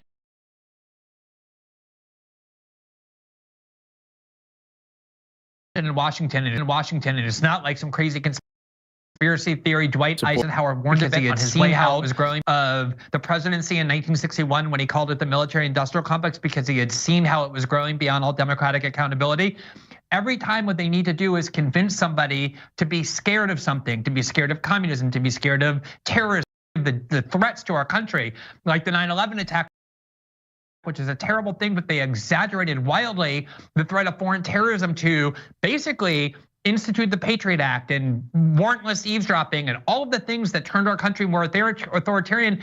They were announcing that before 9/11. They used 9/11 to do it. They were announcing before January 6th that they wanted to turn right-wing extremists into domestic terrorists. And they used January 6th and this extremely inflated narrative about it. What it was a riot of out-of-control people, a few hundred of them, that they turned into an insurrection, that they're now weaponizing the justice system, and they're creating a precedent. I hope you guys understand this, where they're now taking a nonviolent protest. Remember, most of the people charged in January 6th are charged with nonviolent protest, and they've made it now so that they can charge those people with felonies and put them in prison for years. That was the Q Shaman, 4 years in prison for a nonviolent protest. That's the precedent that you're endorsing with this narrative. So Jacob Chansley got 4 years, but he served, I think, a year and a half. But I do want to go back. So Stewart Rose. For nonviolent. Stewart Rose. There are nonviolent crimes. Biggs, Stewart Rose, and Enrique Tarrio. They were sentenced to some of the harshest sentences out of all the January 6ers. Who was the judge? It was a Trump-appointed judge, Timothy Kelly.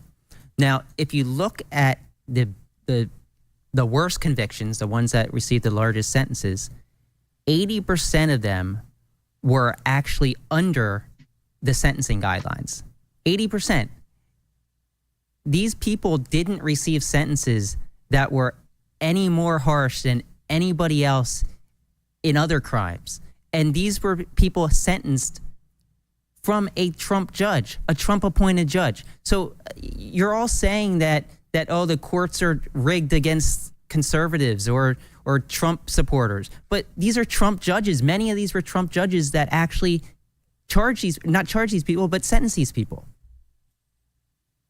I think that if we want to talk about knowing history and understanding history and contextualizing history, I think if we want to run with that argument, then we need to do real journalist work while we do it. It's not enough to say the FBI or the CIA has done this 10, 20 years ago and then blindly assert it every single time it happens to fit whatever political narrative you want to tell. If you want to tell a story, the person telling the story needs to find evidence to support it. Sure, if you want to say the FBI or the CIA or any other domestic agency has been involved in spying on Americans or doing bad things, that's fine. We all know that it's happened. That doesn't mean that you don't have to find evidence in the future of it happening. And so far, there is no evidence of it happening on January 6th. As many times you want to throw around the follow politics before 2016 or whatever, well, we're in 2024 right now. Find some information from today or find some information from January 6th to today. It's not enough to just keep appealing to the past and pretend like that's going to do your homework for you and that somehow you can make all of these accusations without having any real evidence.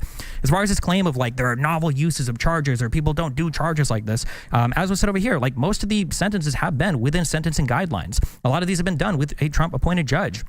The idea that these charges are novel or that people don't face prosecution like this, there's some element of truth to that, but this is also a novel situation. We have never had a president in the United States try to resist the peaceful transfer of power like this. This has just never happened before. And you can keep screaming about Hillary Clinton, you can keep screaming about BLM all you want and talk about the blown up fire stations in the congressional halls. The reality is that none of those situations were like this one. If you want to keep appealing to those and saying those people should have been charged with crimes, we agree they should have been charged with crimes. But to even do the whataboutism, you have to already concede that you are wrong on all of the merits about the current people you're talking about. Every single time we talk about Donald Trump, you go, well, what about when Hillary Clinton or Biden did it? Oh, okay, then you admit that Trump did? Because if you want to admit that Trump is guilty of every single thing that we've been accusing him of, which is what you're doing when you go, what about the other guy? Because it seems like you're just trying to appeal to hypocrisy at that point rather than the fact of the matter, then do that. Say, yeah, Trump did try to cite an insurrection. Yeah, Trump did fail. Yeah, it was a riot. I don't know why you keep saying it mostly peaceful. No, don't ask me this. Let me finish my one point one time without being interrupted by you. You came running back because you heard me talk. You had to interrupt me. I know you came running back and you were so excited for it.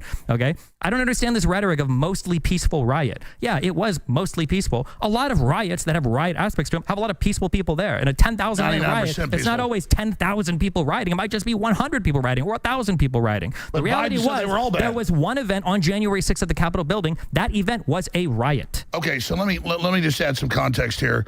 Well, they had 3 trials in Michigan, and one of them it was a mistrial, and they let most of them off another, and they finally got a few convicted.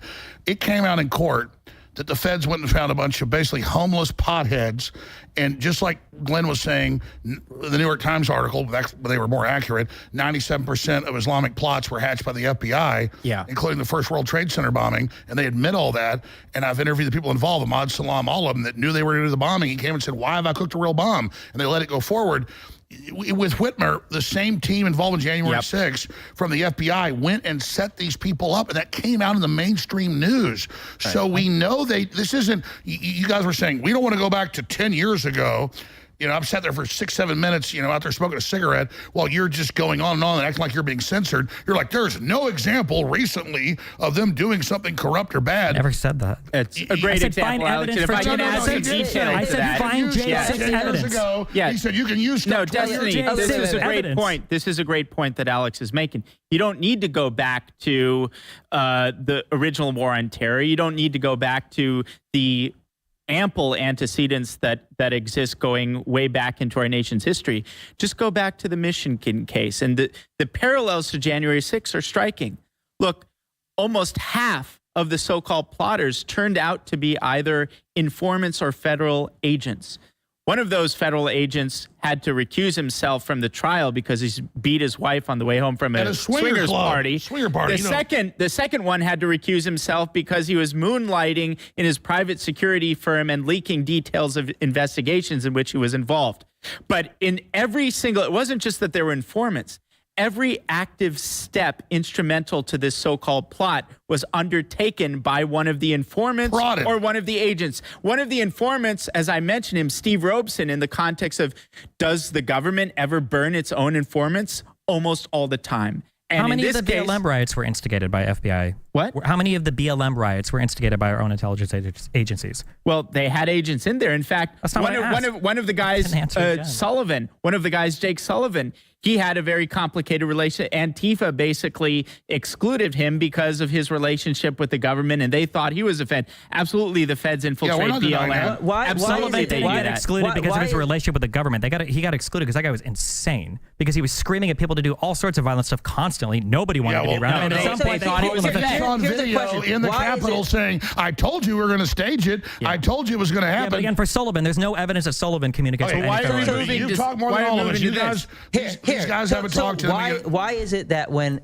BLM pro rioters, I guess you could say, aren't arrested as much as you want? Like, you say the January 6ers were arrested at a much higher rate than the rioters. That's true. Okay. How come you don't say that? And much more property damage as a result of BLM. So here's the thing, though. Why don't you accuse those who aren't prosecuted for those riots of being federal agents? Well, in some cases, they probably are. But at that scale, it's hard to... Maybe they just have more there. How do you know? No. Like, if you want to go conspiracy theory, I mean, let's touch all the bases. But I mean, Michigan is on record. Can I interject? First, the idea, again, that for the FBI to be infiltrating these groups is a conspiracy theory. Again, it requires an understanding of the FBI that's childlike. And what Destiny was saying before is, oh, we're just using what they've done in the past and therefore concluding they must be doing that in the future. He just ignored all the evidence we've been presenting for the last 2 hours, including the fact that the FBI, by their own admission, had informants in all 3 of the leading groups that organized January 6th and were talking to informants on the ground at the Capitol on that day. Who is the head of the FBI? Who's the head of the FBI? Appointed him. It's okay. As far as the January 6th defendants are concerned, it is true that they're getting sentences similar to what people get when they're charged with felonies. The point is that it is insane that nonviolent protesters are being charged with felonies in the United States. That is what never happens. And pointing to Black Lives Matter is not to say, oh yeah, that's whataboutism, so we're admitting that this was an insurrection, and that is too. The point is that what the government is doing, if you look at the disparate treatment between the two, is picking and choosing which movement they like ideologically and politically and which they don't, and punishing much more severely the one that they don't, which is what January 6th is about. When you're making that accusation, going into the Capitol building with weapons saying, hang Mike Pence, hang Mike Pence. No, that's not a violent crime, but are you saying that doesn't warrant a felony conviction? That's absurd. People are calling for the hanging of the vice president of America. I'm going to be honest. The majority of people, no, Alex, hold on one second. The majority of people who were charged with felonies in January 6th are non-violent offenders. And what did they do, Glenn? What did they do? An interpretation of the law. They created an interpretation of the law that was enacted after Enron that was designed to criminalize accountants from obstructing fraud at the corporate level. What did they do? Every single meaning of it to mean that if it's a nonviolent protest, any nonviolent protest now at the Capitol can be charged with a felony. You're glossing over the facts. You're glossing over the facts, Glenn. People get 6 month sentences. Hold on, I want to respond to Glenn. People get 6 month sentences for going in the damn thing being waved in by police. That's on record. No, but here's the facts. The people who got the felonies were either violent, they were taking part in a conspiracy, or they went into the House chamber. Those are the people who got it. The people who walked into the Capitol building. That's not true. It is true. No, it's not. It absolutely is. I just gave you a specific example earlier. One or two based on Give me an example. What did he do? Thomas Caldwell. He was not violent, and he did not go into the Capitol. He didn't go. What did he do? What was he charged with? What was his conviction? What was his conviction? What was Caldwell's conviction? Let's talk about. Did not go in the Capitol. Let's talk about Thomas Caldwell for a minute. And then also, real quick, to Glenn's point, keep in mind that when you're saying that BLM wasn't treated the same because of the government and how they, you're not just alleging the federal government at that point. You're alleging every single state government and city municipality that's in charge of arresting people are all on the same page in terms of unfair. Almost all of us in D.C. Wait, the feds are in charge of prosecuting everybody in every state? Thomas Caldwell was part of the seditious conspiracy. He was part of the conspiracy by the Oath Keepers. Let Glenn come in, and then I want to hear about That's why he got charged with a felony. Go for it, Glenn. When Black Lives Matter happened, every single blue state mayor and every single blue state governor weighed in on the side of the rioters because they were petrified of being demonized as being racist if they didn't support everything the Black Lives Matter movement did. So yes, the Black Lives Matter movement had corporations sponsoring them. They had Kamala Harris urging and raising money for people to get out of prison who were imprisoned and prosecuted for having engaged in violence as part of the Black Lives Matter movement. The entire establishment was on the side of the Black Lives Matter movement. The entire establishment hated the January 6th defendants. That's the reality of our government that you don't understand. Yeah, the reality of our government that you don't understand. No, the reality of our government that you don't understand is that police orders don't come down from the federal government or even from the governors. Policing is done at the municipal level. The idea that governors are dictating. The BLM riots are not all federally prosecuted. These are state crimes that are happening within states. That are happening within states. The idea that the governors themselves, the governors are dictating. The governors themselves are dictating the policing policies to all of these different departments. Where's the evidence of any of that? One message, one email, one memorandum, one thing saying don't arrest protesters, don't convict them. Not a single shred of evidence. How much do you love the police state? Why do you suddenly love it? Stories, and isn't that weird? That's the most you guys have. The police isn't state that weird? And got arrested by George W. Bush against why are we forgetting something? We're forgetting one thing, and that is that you can commit a crime, you can commit a felony, and it doesn't have to be violent. There's plenty of felonies on the books that aren't violent, including breaking into a federal building, breaking through police lines and going into that federal building and going into the Senate chamber as Congress people are trying to certify an election. How is that going over your head, Glenn? Let me ask you this. I'm asking you this and everybody. Please answer my question. Is this as bad as Pearl Harbor or is this as bad as 9/11? And all I'm telling you is this Biden announcement that currently the number one threat is the Trump supporters, and Trump must be taken off the ballot. You can punt to the Supreme Court, but they're literally trying to preclude Americans for voting for who they want. That's the election theft in our face. Why do we have to keep going back to that? Yeah, that's the third time that question was asked and unanswered. Yeah, I mean, who cares? I want to They're taking somebody off the ballot. I want to talk about Thomas Caldwell, and Darren, maybe you can answer this. Who is he? What did he do exactly, and what was he charged with? Seditious conspiracy. I mean, we don't need to get into that so extensively. I was just saying, here is somebody who is not violent, who did not go into the Capitol, who is charged with obstruction of an official proceeding. It's seditious conspiracy. Well, there was later a superseding indictment. That's a felony he was charged with. So Biden's entire campaign is January 6th. Not inflation, not war with Russia, not open borders. I mean, give me a break, man. We had 1 million plus people there. A few hundred got in fights with the cops, and you act like it's the biggest thing since It's a pretty big deal when a president tries to overturn a legitimate election. That's a really big deal. 10-day investigation. That's a really big. You had all your investigations and you lost every single one. When you lose in court, you go to the next day. That's what you keep remember in 2016 when all the conservatives said, well, you know what? If we would have lost the election, you know what we would have done the next day? We would have went to work. Well, here you are 4 years later, still crying about the outcome of the election. So if Biden's going to win by a landslide, why are the Democrats not winning on the ballot? It's up to the Supreme Court to decide. Can I just say what my dream is? My dream is that Ed and Brian and Destiny have to actually live through a real coup so that they can then come back to the set and be like, oh my God, you know what? I'm so sorry for saying that what happened in the Capitol for 3 hours against the most militarized and powerful government to ever exist in human history got anywhere near a coup or an insurrection. A coup or an insurrection. Let me say this and I'll shut up. I will leave for 10 minutes. I will leave. Let me ask this one question to Glenn. I want you all to answer this. Humor me. I agree. Because Glenn is a really great writer. I really respect him and follow him for decades. Can everyone describe a coup to me? Because usually it's helicopters, taking over media, killing the opposition, troops. And then you're claiming women with American flags and being waved in by police as a coup. So define to me, all of you first, and then Glenn and then the professor. What is a coup? Since this was the most devastating evil coup ever, a coup is when you enact a scheme to try to circumvent the peaceful transfer of power, like Russiagate. No, they didn't take any action. They tried to remove him on a line. There's nothing illegal done there to try and remove the intelligence agencies censoring, putting out fake dossiers. Oh, that was illegal?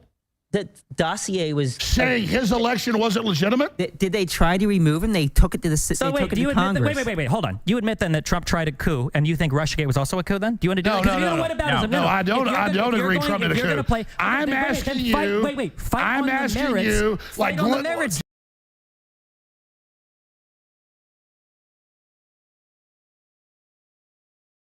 Do you know about Pinochet? Do you know about Hitler? Do you know about the attempted coups? What is a coup? Fight on the merits. Hey, why don't you fight on the merits of the argument instead of doing the whataboutism without even owning that Trump did something wrong? No. Focus on Trump. Define me a coup. I just did. Did you not listen to it? No. Let's start with Glenn Greenwald. Glenn, you're a well-respected journalist. You look at coups around the world. What do they usually look like? I know. No, Destiny is now the incredible giant of journalism and the constitutional scholar I used to be, as Destiny said. But anyway, a coup is generally when people in power or people who are trying to get into power marshal the force of the armed factions of that country and use it to eliminate the legal process and take over. So for example, if Trump had called in the military on his side on January 6th, or he had gotten the military to block people from trying to remove him from office on January 20th, that is always what we say is a coup. Nothing that looks like what happened on January 6th. The other thing I just want to correct, Destiny.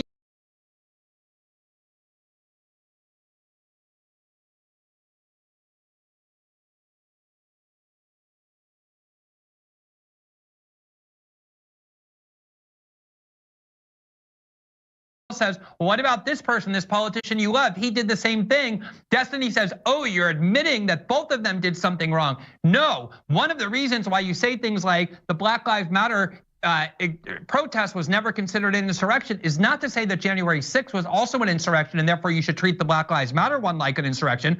The point is to say the Black Lives Matter wasn't treated like an insurrection because people like Ed and Destiny and Brian love the Black Lives Matter movement because it's unaligned with their ideology. These are liberals who hate the Trump movement politically and therefore want to criminalize it. But pointing to other examples, I'm against all rioting, just to be clear. Isn't admitting that the one that you start with is wrong. You're just trying to show that you're not applying consistent principles when your ideology is at stake. If that was the case, then when you're accused of defending a coup, then you argue why it's not a coup. That's how the argument works. If somebody says, I think that Trump engaged in a coup, one of the ways that you show that it's not a coup is by saying that the things that you like that are done that are far more insurrectionary are things you won't call an insurrection because those things done to advance. Glenn, I'm sorry. No, Glenn, that's called an appeal to hypocrisy. The way that you argue against something being a coup. You actually believe what why has Trump not been charged with it? Why have they not charged Trump with insurrection? You just say Jack Smith already said why. Go read some of his documents if you haven't already. It's like the main Secretary of State. She says he's guilty. If you don't think it's a coup, then we agree on what the definition of a coup is. If we don't agree on the definition of a coup, which you said it requires military presence, I don't know if anybody would necessarily said. All right. Well, it's not going to get resolved tonight, although we have tried to resolve it. Why are we shutting this down? I'll go. We're not shutting it down. We're just moving to the next phase of the organization, which is let Destiny and Glenn finish his point because we're going to comments. I think this. Fine, if you want to shut it down, that's fine. I do want to shut it down. I want to move on. Okay. In fact, you've been instructed to move on, so that's what we're doing. By who? By who? By the producers of the show. Let's move on. ZeroHedge.com. I mean, we can, if you guys want to go in circles and yell over each other for another 10 minutes, I don't want to do it. I want to go to these comments. But I bet there was a 6'3" Marine, ex-Marine that told you to shut it down. Thanks, dude. Shut it down. No, but I mean, listen. This is the heart of it. Coups are militaries seizing the telecommunications and the government institutions and killing their opposition. You could do lots of different If Trump was going to do that, I would be against. Trump did not do that. A bunch of fucking people being led into the Capitol is not a freaking coup, man. We have an electronic coup, otherwise. But let's go on. These are from ZeroHedge.com. From some of the premium users of the website have sent in some of the questions. This one's actually a question for what they call the blue team, which right now is going to be the three of you guys, Ed, Brian, and Stephen. The question is. The New York Times acknowledged that there were FBI informants in the Capitol on January 6th, and then they give a link to the New York Times article. Given the agency's history of entrapment, is it a stretch that some agents may have provoked the riot? And then there's a follow-up question. Why was law enforcement so ill-prepared for the insurrection, in quotes, despite the presence of informants? So the first part of the question is it a stretch that some agents may have provoked the riot? So informants are something the FBI has been using for years, decades. Is it illegal? No. They can do it as long as they do it within the legal means.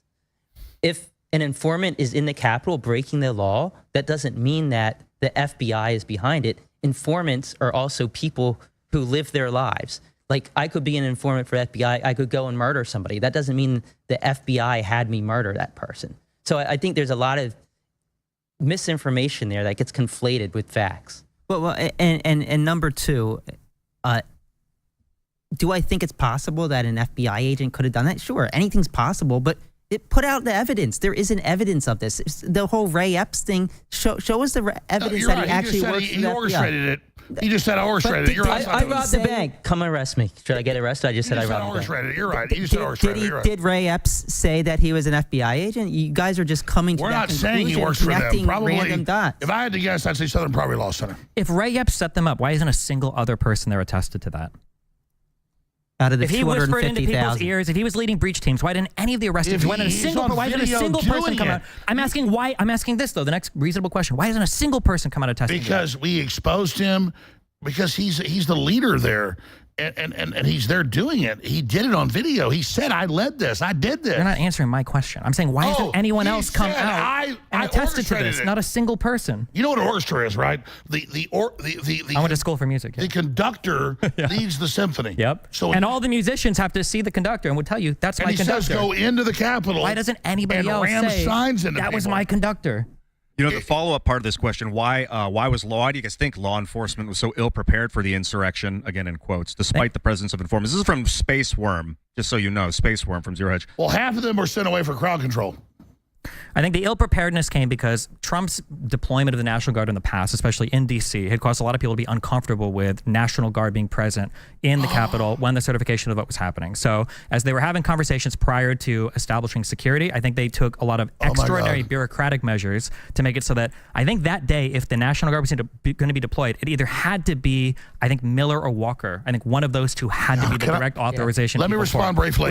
Which is novel. We have you, go that way. Let me. We have you 1 hour ago saying Trump never called for National Guard, and you just said they refused it. I got your ass. You got me. Yes, that's correct. You got me. So when the National Guard was deployed, the only area that they were allowed to do. They blocked it. Yep. The Pentagon blocked Trump. Yes. You just admitted Trump wanted it and didn't get it. You got me. They only deployed 340 people. Because you looked at the clip from an hour ago. He said it wasn't That's true. right. You got me. Got him. That's right. Got him. You want to do the scope of the mission. The scope of the mission. You know, rhetoric like this is why Ashley Babbitt got shot. You realize that, right? I'm gonna get shot? No, people like Ashley Babbitt died because of people like you driving people onto this, right? It might be funny for you. I don't know if it's funny. I murdered Ashley Babbitt? You're more or less responsible with this kind of talk, yes. Oh, my God, yes. I'm murdering. Yes. Play in a factual world. You At love least, the tie yourself to the ground.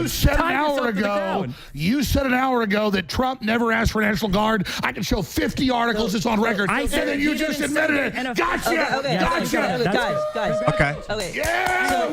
So here's the thing. 340 people were authorized to be there, but in order to actually call them to the themselves, it was an extraordinary process. When you read the J6 committee in the Situation Room and Sund and everybody else complaining, where's the National Guard? Where's the National Guard? There was a whole bunch of stupid bureaucratic red tape and optics concerns that people had to cut through to get them there. So if you believe the official story and the 15 to 20 people 1 hour ago he said Trump never won National Guard. Now Trump wanted it, but he didn't get it for a good reason. We're talking. Okay, so Alex, so you're claiming that this is staged. You're claiming the FBI was behind it. In 2019, you like the Gulf of Tonkin. No. You specifically said, I almost had like a form of psychosis where I thought everything was staged.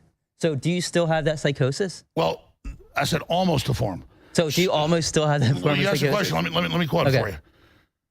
That's out of a larger context about when you're lied to. In a court deposition. You're not. I said a larger context of deposition about Sandy Hook, which is a larger. Because you said you called Sandy Hook's a hoax, and you said it was fake because of this. Sure. So you let me talk now. Okay, go ahead. Yeah. So I said a larger context, which is a larger 5 hours, 8 hour deposition, right? Okay. So I just told the truth. I said a larger context. I'm explaining that the public's been lied to so much, there's a major loss in confidence where people then don't believe anything they're told, and that's dangerous. That's not what you said. That's not the context you said. That's not the context you said it. I know what I said. But I read it. I read the deposition. So put the full thing out. I don't have it with me, but I read it. The point is, stop. Somebody Google it. You're scared to let me talk? No, go ahead. So that's a whole nother PR firm thing, things out of context to blow that stuff up. All that PR firm is telling you what you say in court under oath? You're not. We got to let Alex finish the short question, and then we're going to go back to the user's question. I mean, Madeleine Albright told Leslie Stahl of 60 Minutes, I ordered 500,000 children killed because I thought it was a good thing to do. I'd do it again. She's a great person. I question Jussie Smollett. I question WMDs in Iraq. I question everything, and I'm proud of everything I've done, and all that stuff is PR firm garbage. When I talk about the general public, because the media lies about almost everything, loses trust in anything, that creates a general form of psychosis and is very dangerous. I talk about that every day on my show. And Joe Rogan just last week said, you know, Alex Jones isn't totally right, but he means to be right. He's more informative than CNN. They lie on purpose, and the public has lost trust in the system. That's dangerous. What do you do? So that was the full discussion. Let me give you another example. They say in court, Jones in a custody battle said, I'm an actor. Everything I say is fake. I've offered a $1 million reward for that. I didn't say that. They wanted to put, like now, a 15-year-old video. Back then, it was like a 9-year-old video of me as the Joker saying all these horrible things. Take drugs, kids. You'll die. It's great. So kids wouldn't take drugs. It's reverse psychology. Okay. And then, hold on. They wanted to introduce that in court. And my lawyer said when Jack Nicholson plays the Joker, he's not really the Joker. And when Alex Jones is in Waking Life or Scanner Darkly or any of this stuff, when he's being an actor, it's not what he really means. In the scope of when Are you being an actor now? No, see. How do we know? How do we know? No, how do you know? See, maybe you still have psychosis. But see, that's the game you're playing. No, I'm not playing a game. I'm serious. No. I am 99. Psychosis is a serious problem. No, when I'm on this show, this is Alex Jones, the analyst, Alex Jones, the pundit. Alex Jones, we'll get to you in a moment. Covering. Yeah, Glenn's about to jump in. I mean, this game that I don't mean when I say Ray Epps said I orchestrated it. That's a real thing. Yeah, we're all playing a sort of character right now. We're all on a stage. I was actually in that Twitter space with you, with Elon Musk. What was it? 4 weeks ago or so, and you tried to claim that you didn't push the Sandy Hook conspiracy theory. We're getting a field here. I'm basing this on the whole psychosis thing. I have a point This here. is a field. This is not in the scope of the discussion. Yeah, we really got to stick to the question. Focus on the user's question. You lied in that space. You did push it. You did say that it was fake. You did. I have the quote right here. Let me read the quote. The whole okay. Ed, we're done. We're done. Glenn, I want to hear from Glenn. Glenn's about to speak. But I got to say this right now. Let me finish. I said in the context of everything I've done, I wasn't deplatformed for questioning a school shooting. They dredged that up afterwards, and I barely ever talked about it. It wasn't even on our radar. But you said it was fake. No, if I'm on the air you said after examining it for a year, you found that it was fake. That's what all right, you know what? That's it. We're done with this fucking conversation. We're moving on to the user questions. As told, Glenn, you had something to say?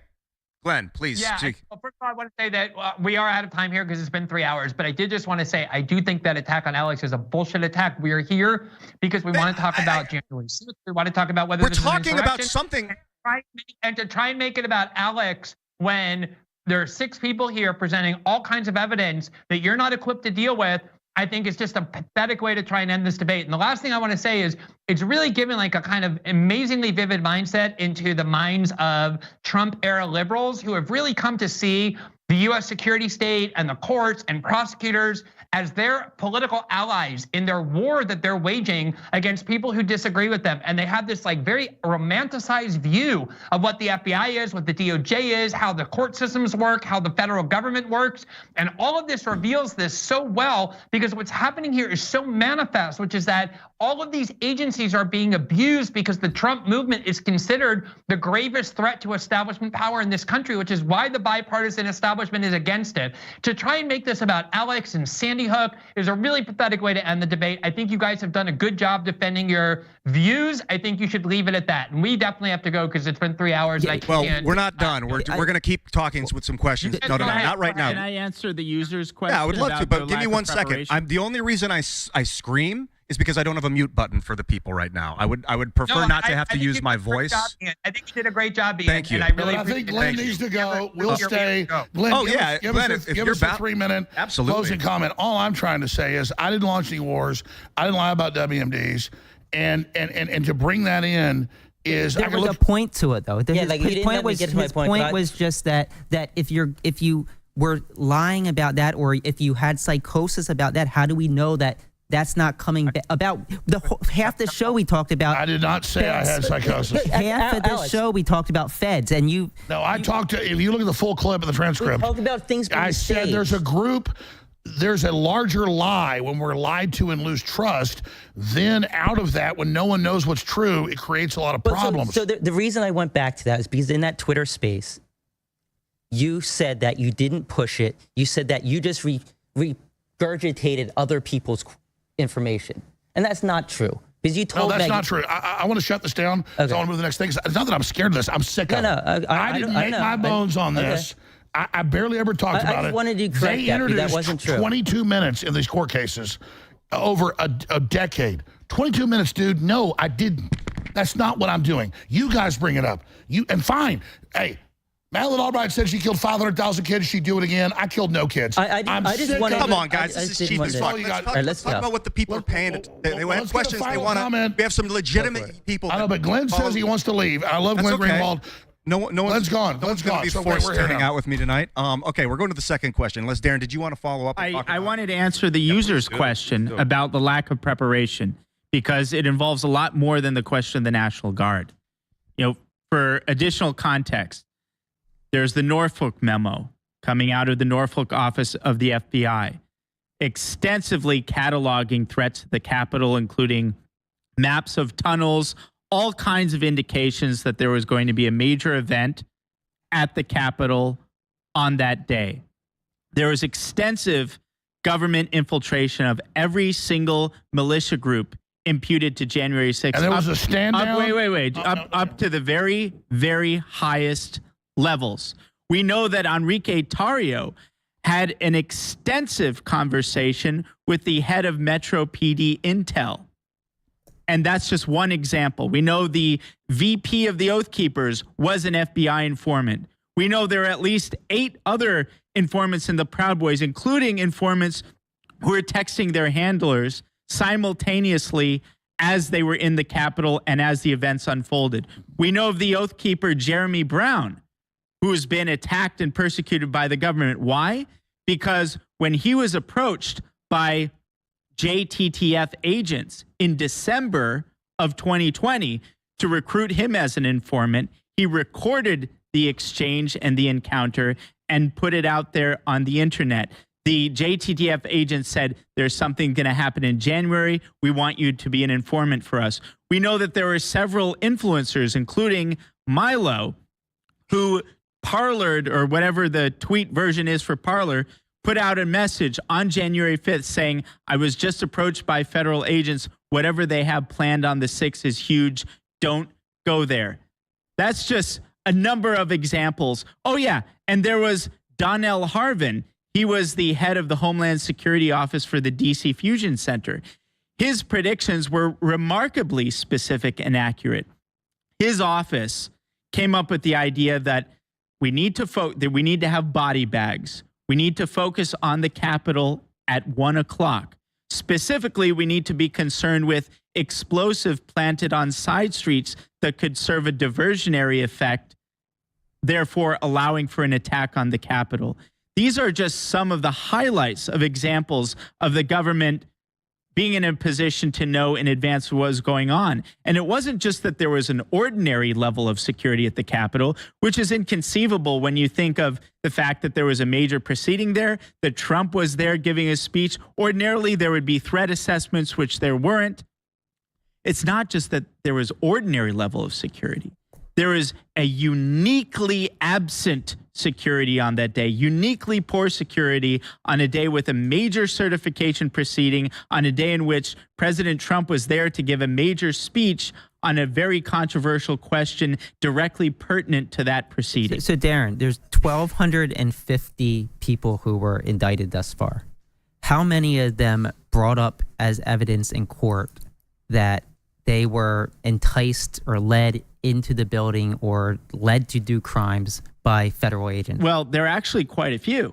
How many of those? Well, I wouldn't count them, but it's not. But was any of that evidence actually admitted in court? In some cases, yes. And as you can imagine, the judicial process is very aggressive in pushing against any types of entrapment defenses. And many defense lawyers, in some cases reasonably so, want to dissuade their clients from entrapment type defenses because their goal is not to uncover the truth about entrapment. Their goal is to do the best for their clients in those specific cases. So out of 1,250 cases, not one of those defenses were actually pushed forward by any of those defendants. I didn't say not one. No, there are some, but not as many as you would think, but not because this isn't relevant to the truth, but because if you're a lawyer, even a good faith lawyer, you are required to give advice to your client that's not, what's most likely to uncover the full truth about the broad event of January 6th, but what's most likely to keep my client out of jail or to minimize the time that my client the truth is exculpatory.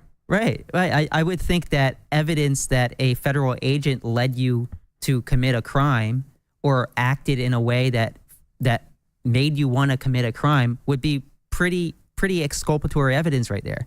Yeah, it would in certain cases. And like I said, there are people who are pursuing that. There's a significant backlash to that within the judicial system. So even given how much it's rigged now, it's additionally rigged when it comes to those specific types of defenses because they're so subversive to the larger narrative that the government's trying to promote. Why wouldn't McCarthy put any Republicans on the J6 committee then and investigate this? Well, McCarthy isn't exactly someone who's aggressively interested in pursuing the truth on this either. Okay, why not appoint like a special counsel or appoint something separate then from Congress? Well, I think that would be a fantastic idea, but again, why didn't Trump do it? Why didn't Trump do it? Trump's not in a position to do it. Yeah, but right after J6, before he gets kicked out, why not appoint a special counsel? Or why not in the days before if he thinks that there's? There was not a really window of opportunity for that to happen. A lot of other stuff is going on. So doesn't it suck then that like you can provide absolutely no smoking guns? I provided a ton of evidence. No smoking guns. I provided overwhelming evidence. You have not provided evidence for anything. You've given You've given a lot of stories, and now you've got an escape for every single way that you might actually discover what happened. Congress would never hold them accountable. McCarthy. I've been long a proponent for an investigative committee, but not the sham J6 committee. Well, they tried. No, the J6 committee is total sham. Why is the J6 committee a sham? You really want to hear a good faith answer to that? Why it's partisan? Well, let's start with Benny Thompson. Now, no, I know the people on it were all partisan. That's true, but that's because McCarthy. But that's because McCarthy wouldn't put forth his nominees after Pelosi said no to 2 of 5. Well, why didn't first he put of all, forth 2 I other think ones? Those 2 should have been allowed. I'm not asking you that. I'm asking why didn't McCarthy put forth 2 other ones? Because he didn't want to legitimize a process that was totally illegitimate. So how convenient for you then that now we can also say the entire J6 committee no, that it's has not hundreds convenient. It is it's not convenient for me. None of the evidence we can point to for the regime. No, it's convenient for the regime not to have a legitimate and disinterested fact-finding commission to truly get to the bottom of the real questions that matter in relation to January 6th. But there is no disinterested fact-finding. You guys say Comey was biased, even though he was a lifelong Republican. You say Raffensperger was biased, even though he was a lifelong Republican. You guys say that Barr was biased, even though he's been a lifelong Trump supporter and a Republican. You say Wray is biased. Like every single person you can. Yeah. So then there are no unbiased fact-finders. I didn't say there are none, but the specific names you mentioned, absolutely. How about William Barr? And is he biased? How about So all these Trump appointees, he made terrible appointments. Ever to hire people, right? That's I didn't say that's not my contention here. Who would be able to investigate this? I think there are some people who could. I think Jim Jordan who could. Jim Jordan would be your example of an unbiased party. Jim Jordan was literally part of the investigation. I would say for there to be a legitimate committee, it would have to include people who are genuinely interested in pursuing not only the questions that Benny Thompson and the hyper-partisan Democrats wanted to find out, but people who are sympathetic to the other side who would be willing to pursue the questions that I've raised and have been raised that were not addressed at all in the committee because all they were interested in was demonizing Trump and setting up a criminal proceeding for Trump. They weren't interested in getting to the bottom of the questions. Why was there uniquely poor security? What was going on with the level of federal infiltration? These questions are all asked as part of the. It's an 847-page report. I invite you to read it at some point. No. The reality is that McCarthy at any point could have put 5 Republicans that he chose on that committee, but because Nancy Pelosi said no to 2 of them, I think Banks and Jordan that were actively being investigated or would have been the subjects of the J6 committee. He said no to anything. And now we get to say it was all a sham, even though the majority of the people interviewed were Republicans, even though, as was stated earlier, every single person near Trump. You're banking a lot on the Republican issue, but it shouldn't be a surprise to you. Many Republicans, institutional apparatus of the party, is not necessarily friendly to Trump. There are many Republicans that are hostile to Trump. If every single person in government, if every Republican, if every Democrat, if every judge, if every person in the United States that is in Trump's peripheral ends up hating Trump or not wanting to work with Trump, at what point do you say? We're not saying every. At what point you are? At what point? At what point do you just say? I've been gone for 10 minutes. Maybe the problem. No, you can't just run back into cut me off. Okay. No, at what point can we not say maybe Trump was actually genuinely a horrible person, or maybe Trump actually genuinely did try to circumvent legal processes in order to coup the government, or at least whatever you would call him asking Pence to unilaterally elect the government for him. Biden is trying to make it his #1 campaign issue about January 6th. It should be the #1 campaign issue. Wow, not inflation, not open borders, not human smuggling. You had a president try to circumvent the peaceful transfer of power for the first time in U.S. history. This actually takes me to the next question. This is going to be our final question. Trump's not been convicted of anything. This is a question from let's see, who is this? Fred C. And the question is, will Destiny address, quote, is white supremacy the biggest domestic threat faced by the United States? And I open it up to the panel after you give an answer there, Stephen. Domestic threat? I don't know how the FBI judges domestic threat. It wouldn't surprise me if there's a lot of crossover with like white supremacy groups and then being like organized like a domestic threat. But my guess would be domestic threats in the U.S. is probably fairly low to the total security of the U.S. So I don't really care that much about it. I don't know. But that's the official policy is white supremacism is #1 threat. What is that? That's not a policy. That's a statement. No, that's an executive order in June of 2021 put out by the What are the negative policy choices or what are the bad things that are happening because of that declaration? They try to skew crime numbers. They say everything is that. I mean, this is like a major deal. Skew crime numbers say everything is that. What do you mean? Do we not count crime by black people anymore? Didn't we just get all of the hate crimes against Asian people? The #1 crime is white people. They say the #1 crime is white people. But they do it statistically by manipulating the numbers, yeah. I don't think the FBI is in charge of manipulating the numbers. The FBI is not involved in crime statistics? I didn't say involved in crime statistics. I'm pretty sure you can go to the federal. There's a name for the site that has like. I don't believe you're like hiding under a rock somewhere. You've got to know he gave a speech for an hour yesterday saying the MAGA people are terrorists and are about to take over. I mean, you don't know. You just said it's good that Biden is running on January 6th. I think January 6th is a huge deal, yes. The president trying to circumvent the peaceful transfer of power is a really big issue. And that's why he can't be allowed to be voted for. No, that's not why. He's not allowed to be voted for because Section 3 of the 14th Amendment says that if you have been a prior oath taker and you have been engaged in rebellion or insurrection, you're not allowed to run for office again. We have to be clear about what's really happening. The standard Democrat voter, these people don't care about the so-called insurrection. That's not Biden's audience. Biden's audience is to speak in support of this phony legal theory that's being served as a pretext to remove him from the ballots. And therefore, in the defense of democracy. I agree. He's trying to rally the deep state, saying Trump's going to persecute us and arrest us if we don't stop him because they've committed all these crimes. So I mean, fact is the Supreme Court's looking at it. They actually decided to take the case. So it doesn't matter what any of us think. The Supreme Court's going to rule on it. And I think, whatever they decide is what we're going to live with. Well, let me ask this. What happens if Trump gets reelected? What do you mean what happens? Well, what do you think? They've still got criminal investigations, criminal trials. Oh, so you mean if he gets reelected before being sentenced, if he is convicted? Yeah. I think he just takes over being president. He'll pardon himself or give the presidency. And I don't. He didn't persecute his political opposition when he was in. I don't think he's going to try to. He asked Barr to investigate Hillary. I mean, quite the opposite. Trump's own bureaucracies were undermining him. Well, it's far from him using the bureaucracies to go after others. His own bureaucracies were circumventing his own president. Well, that happened with Biden as well, wasn't it? But everyone can see Comey doing the investigation on Hillary's emails after Trump. No? Yeah, Hillary's emails. Yeah, Hillary's emails was under Biden, right? What about the Hunter Biden investigation? There's no acknowledgement there? Yeah. Hunter Biden investigation. That's Biden's DOJ. Hunter Biden. He was convicted on the grind. And that's because the Democrats want him to step down for Newsom. Oh my God! There's a reason why. Yeah. The debate. There's always. So now the Democrats don't want Biden to step down. That's admitted. There's an explanation Who for are everything. the Democrats? The debate continues. No, the dominant Democratic Party wants Biden to step down. It's been all over the news, and they're putting pressure on him to do it. You're saying that's made up? He's not going to step down. That's not. How does he step down? Because you still need to have a primary. And it's past the deadline. He's frozen out the other candidates in his primary. The deadline has passed. So if he was to step down right now, Harris would likely be who the nominee would be. Well, it's too late for Newsom. Like he'd miss out on several states. Go ahead. We've really answered that question. we hammered that one right to the ground.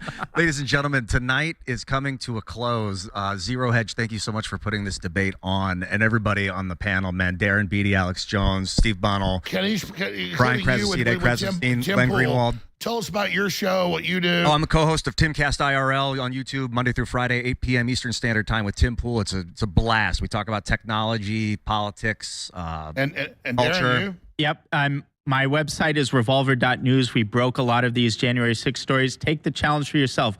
Go to revolver.news. Look at the pieces, in particular the Ray Epps series and the Pipe Bomb series. Decide for yourself whether or not there's overwhelming evidence for federal involvement. And then I do 7 days a week, live on air, 11 a.m. to 3 p.m. weekdays. Saturday, we do special reports different times. Sundays, 4 to 6 p.m. Infowars.com/show. Now, Real Alex Jones back on what was Twitter, now X. And we're here. We're fighting hard. We're promoting freedom. And we want everybody to tune in and see what we're doing. Tell me about your day, Stephen. What do you do? Yeah, I'm on YouTube. You should check out the last few videos. I do a lot of arguments over a lot of the goofy Ray Epps conspiracy theories, or a lot of these J7 or J6 conspiracy theories. I've been doing that. YouTube.com/Destiny. Yeah, check me out. What about you, Brenton? I'm on X, Krasenstein. I do a lot of posts. I guess you can't call them tweets anymore, about politics. I try to hear out both sides. Alex, I still read your post. Thank you. Might not agree with them, but I try to hear out both sides. Give me feedback. I like countering points. I like listening. No, I want to congratulate everybody for being here. This has been a great debate. Yeah, Ed, and you on as well? Yeah, pretty much everything Brian said. Yeah, it has been a great. It has been spectacular. High energy, fast paced. It's intense. The first time I've ever moderated a debate with 5 people, and then somebody on coming in digital, which has its own. And if you want to see more of this, the great folks at Zero Hedge, like you said with their subscription service, they want to do more of this. So this is the future. People want this. Zero Hedge debates all the way. Ladies and gentlemen, thank you so much for coming. Again, ZeroHedge.com. Thanks for putting this on to everyone at Zero Hedge and everyone in the audience. We love you. I love you. We will see you later. And we're going to run an hour on January 6th on the Infowars feed. A peaceful protest. Political violence is never, ever acceptable in the United States political system. Never, never, never. It has no place in a democracy. None. Give them the kind of pride and boldness that they need to take back our country. So let's start marching, and I salute you all. USA! USA! USA! That's what happens when election lies are pushed through the media. Who has the ultimate authority to deploy the National Guard? The ultimate authority rests with Trump. He saw people saying, hang Mike Pence. He was instigating violence against Mike Pence. The U.S. Department of Homeland Security had already declared that the greatest threat to the U.S. homeland was not ISIS or Al-Qaeda, but instead domestic extremists, far-right extremists to be exact. So let's walk down Pennsylvania Avenue. I want to thank you all. God bless you, and God bless America.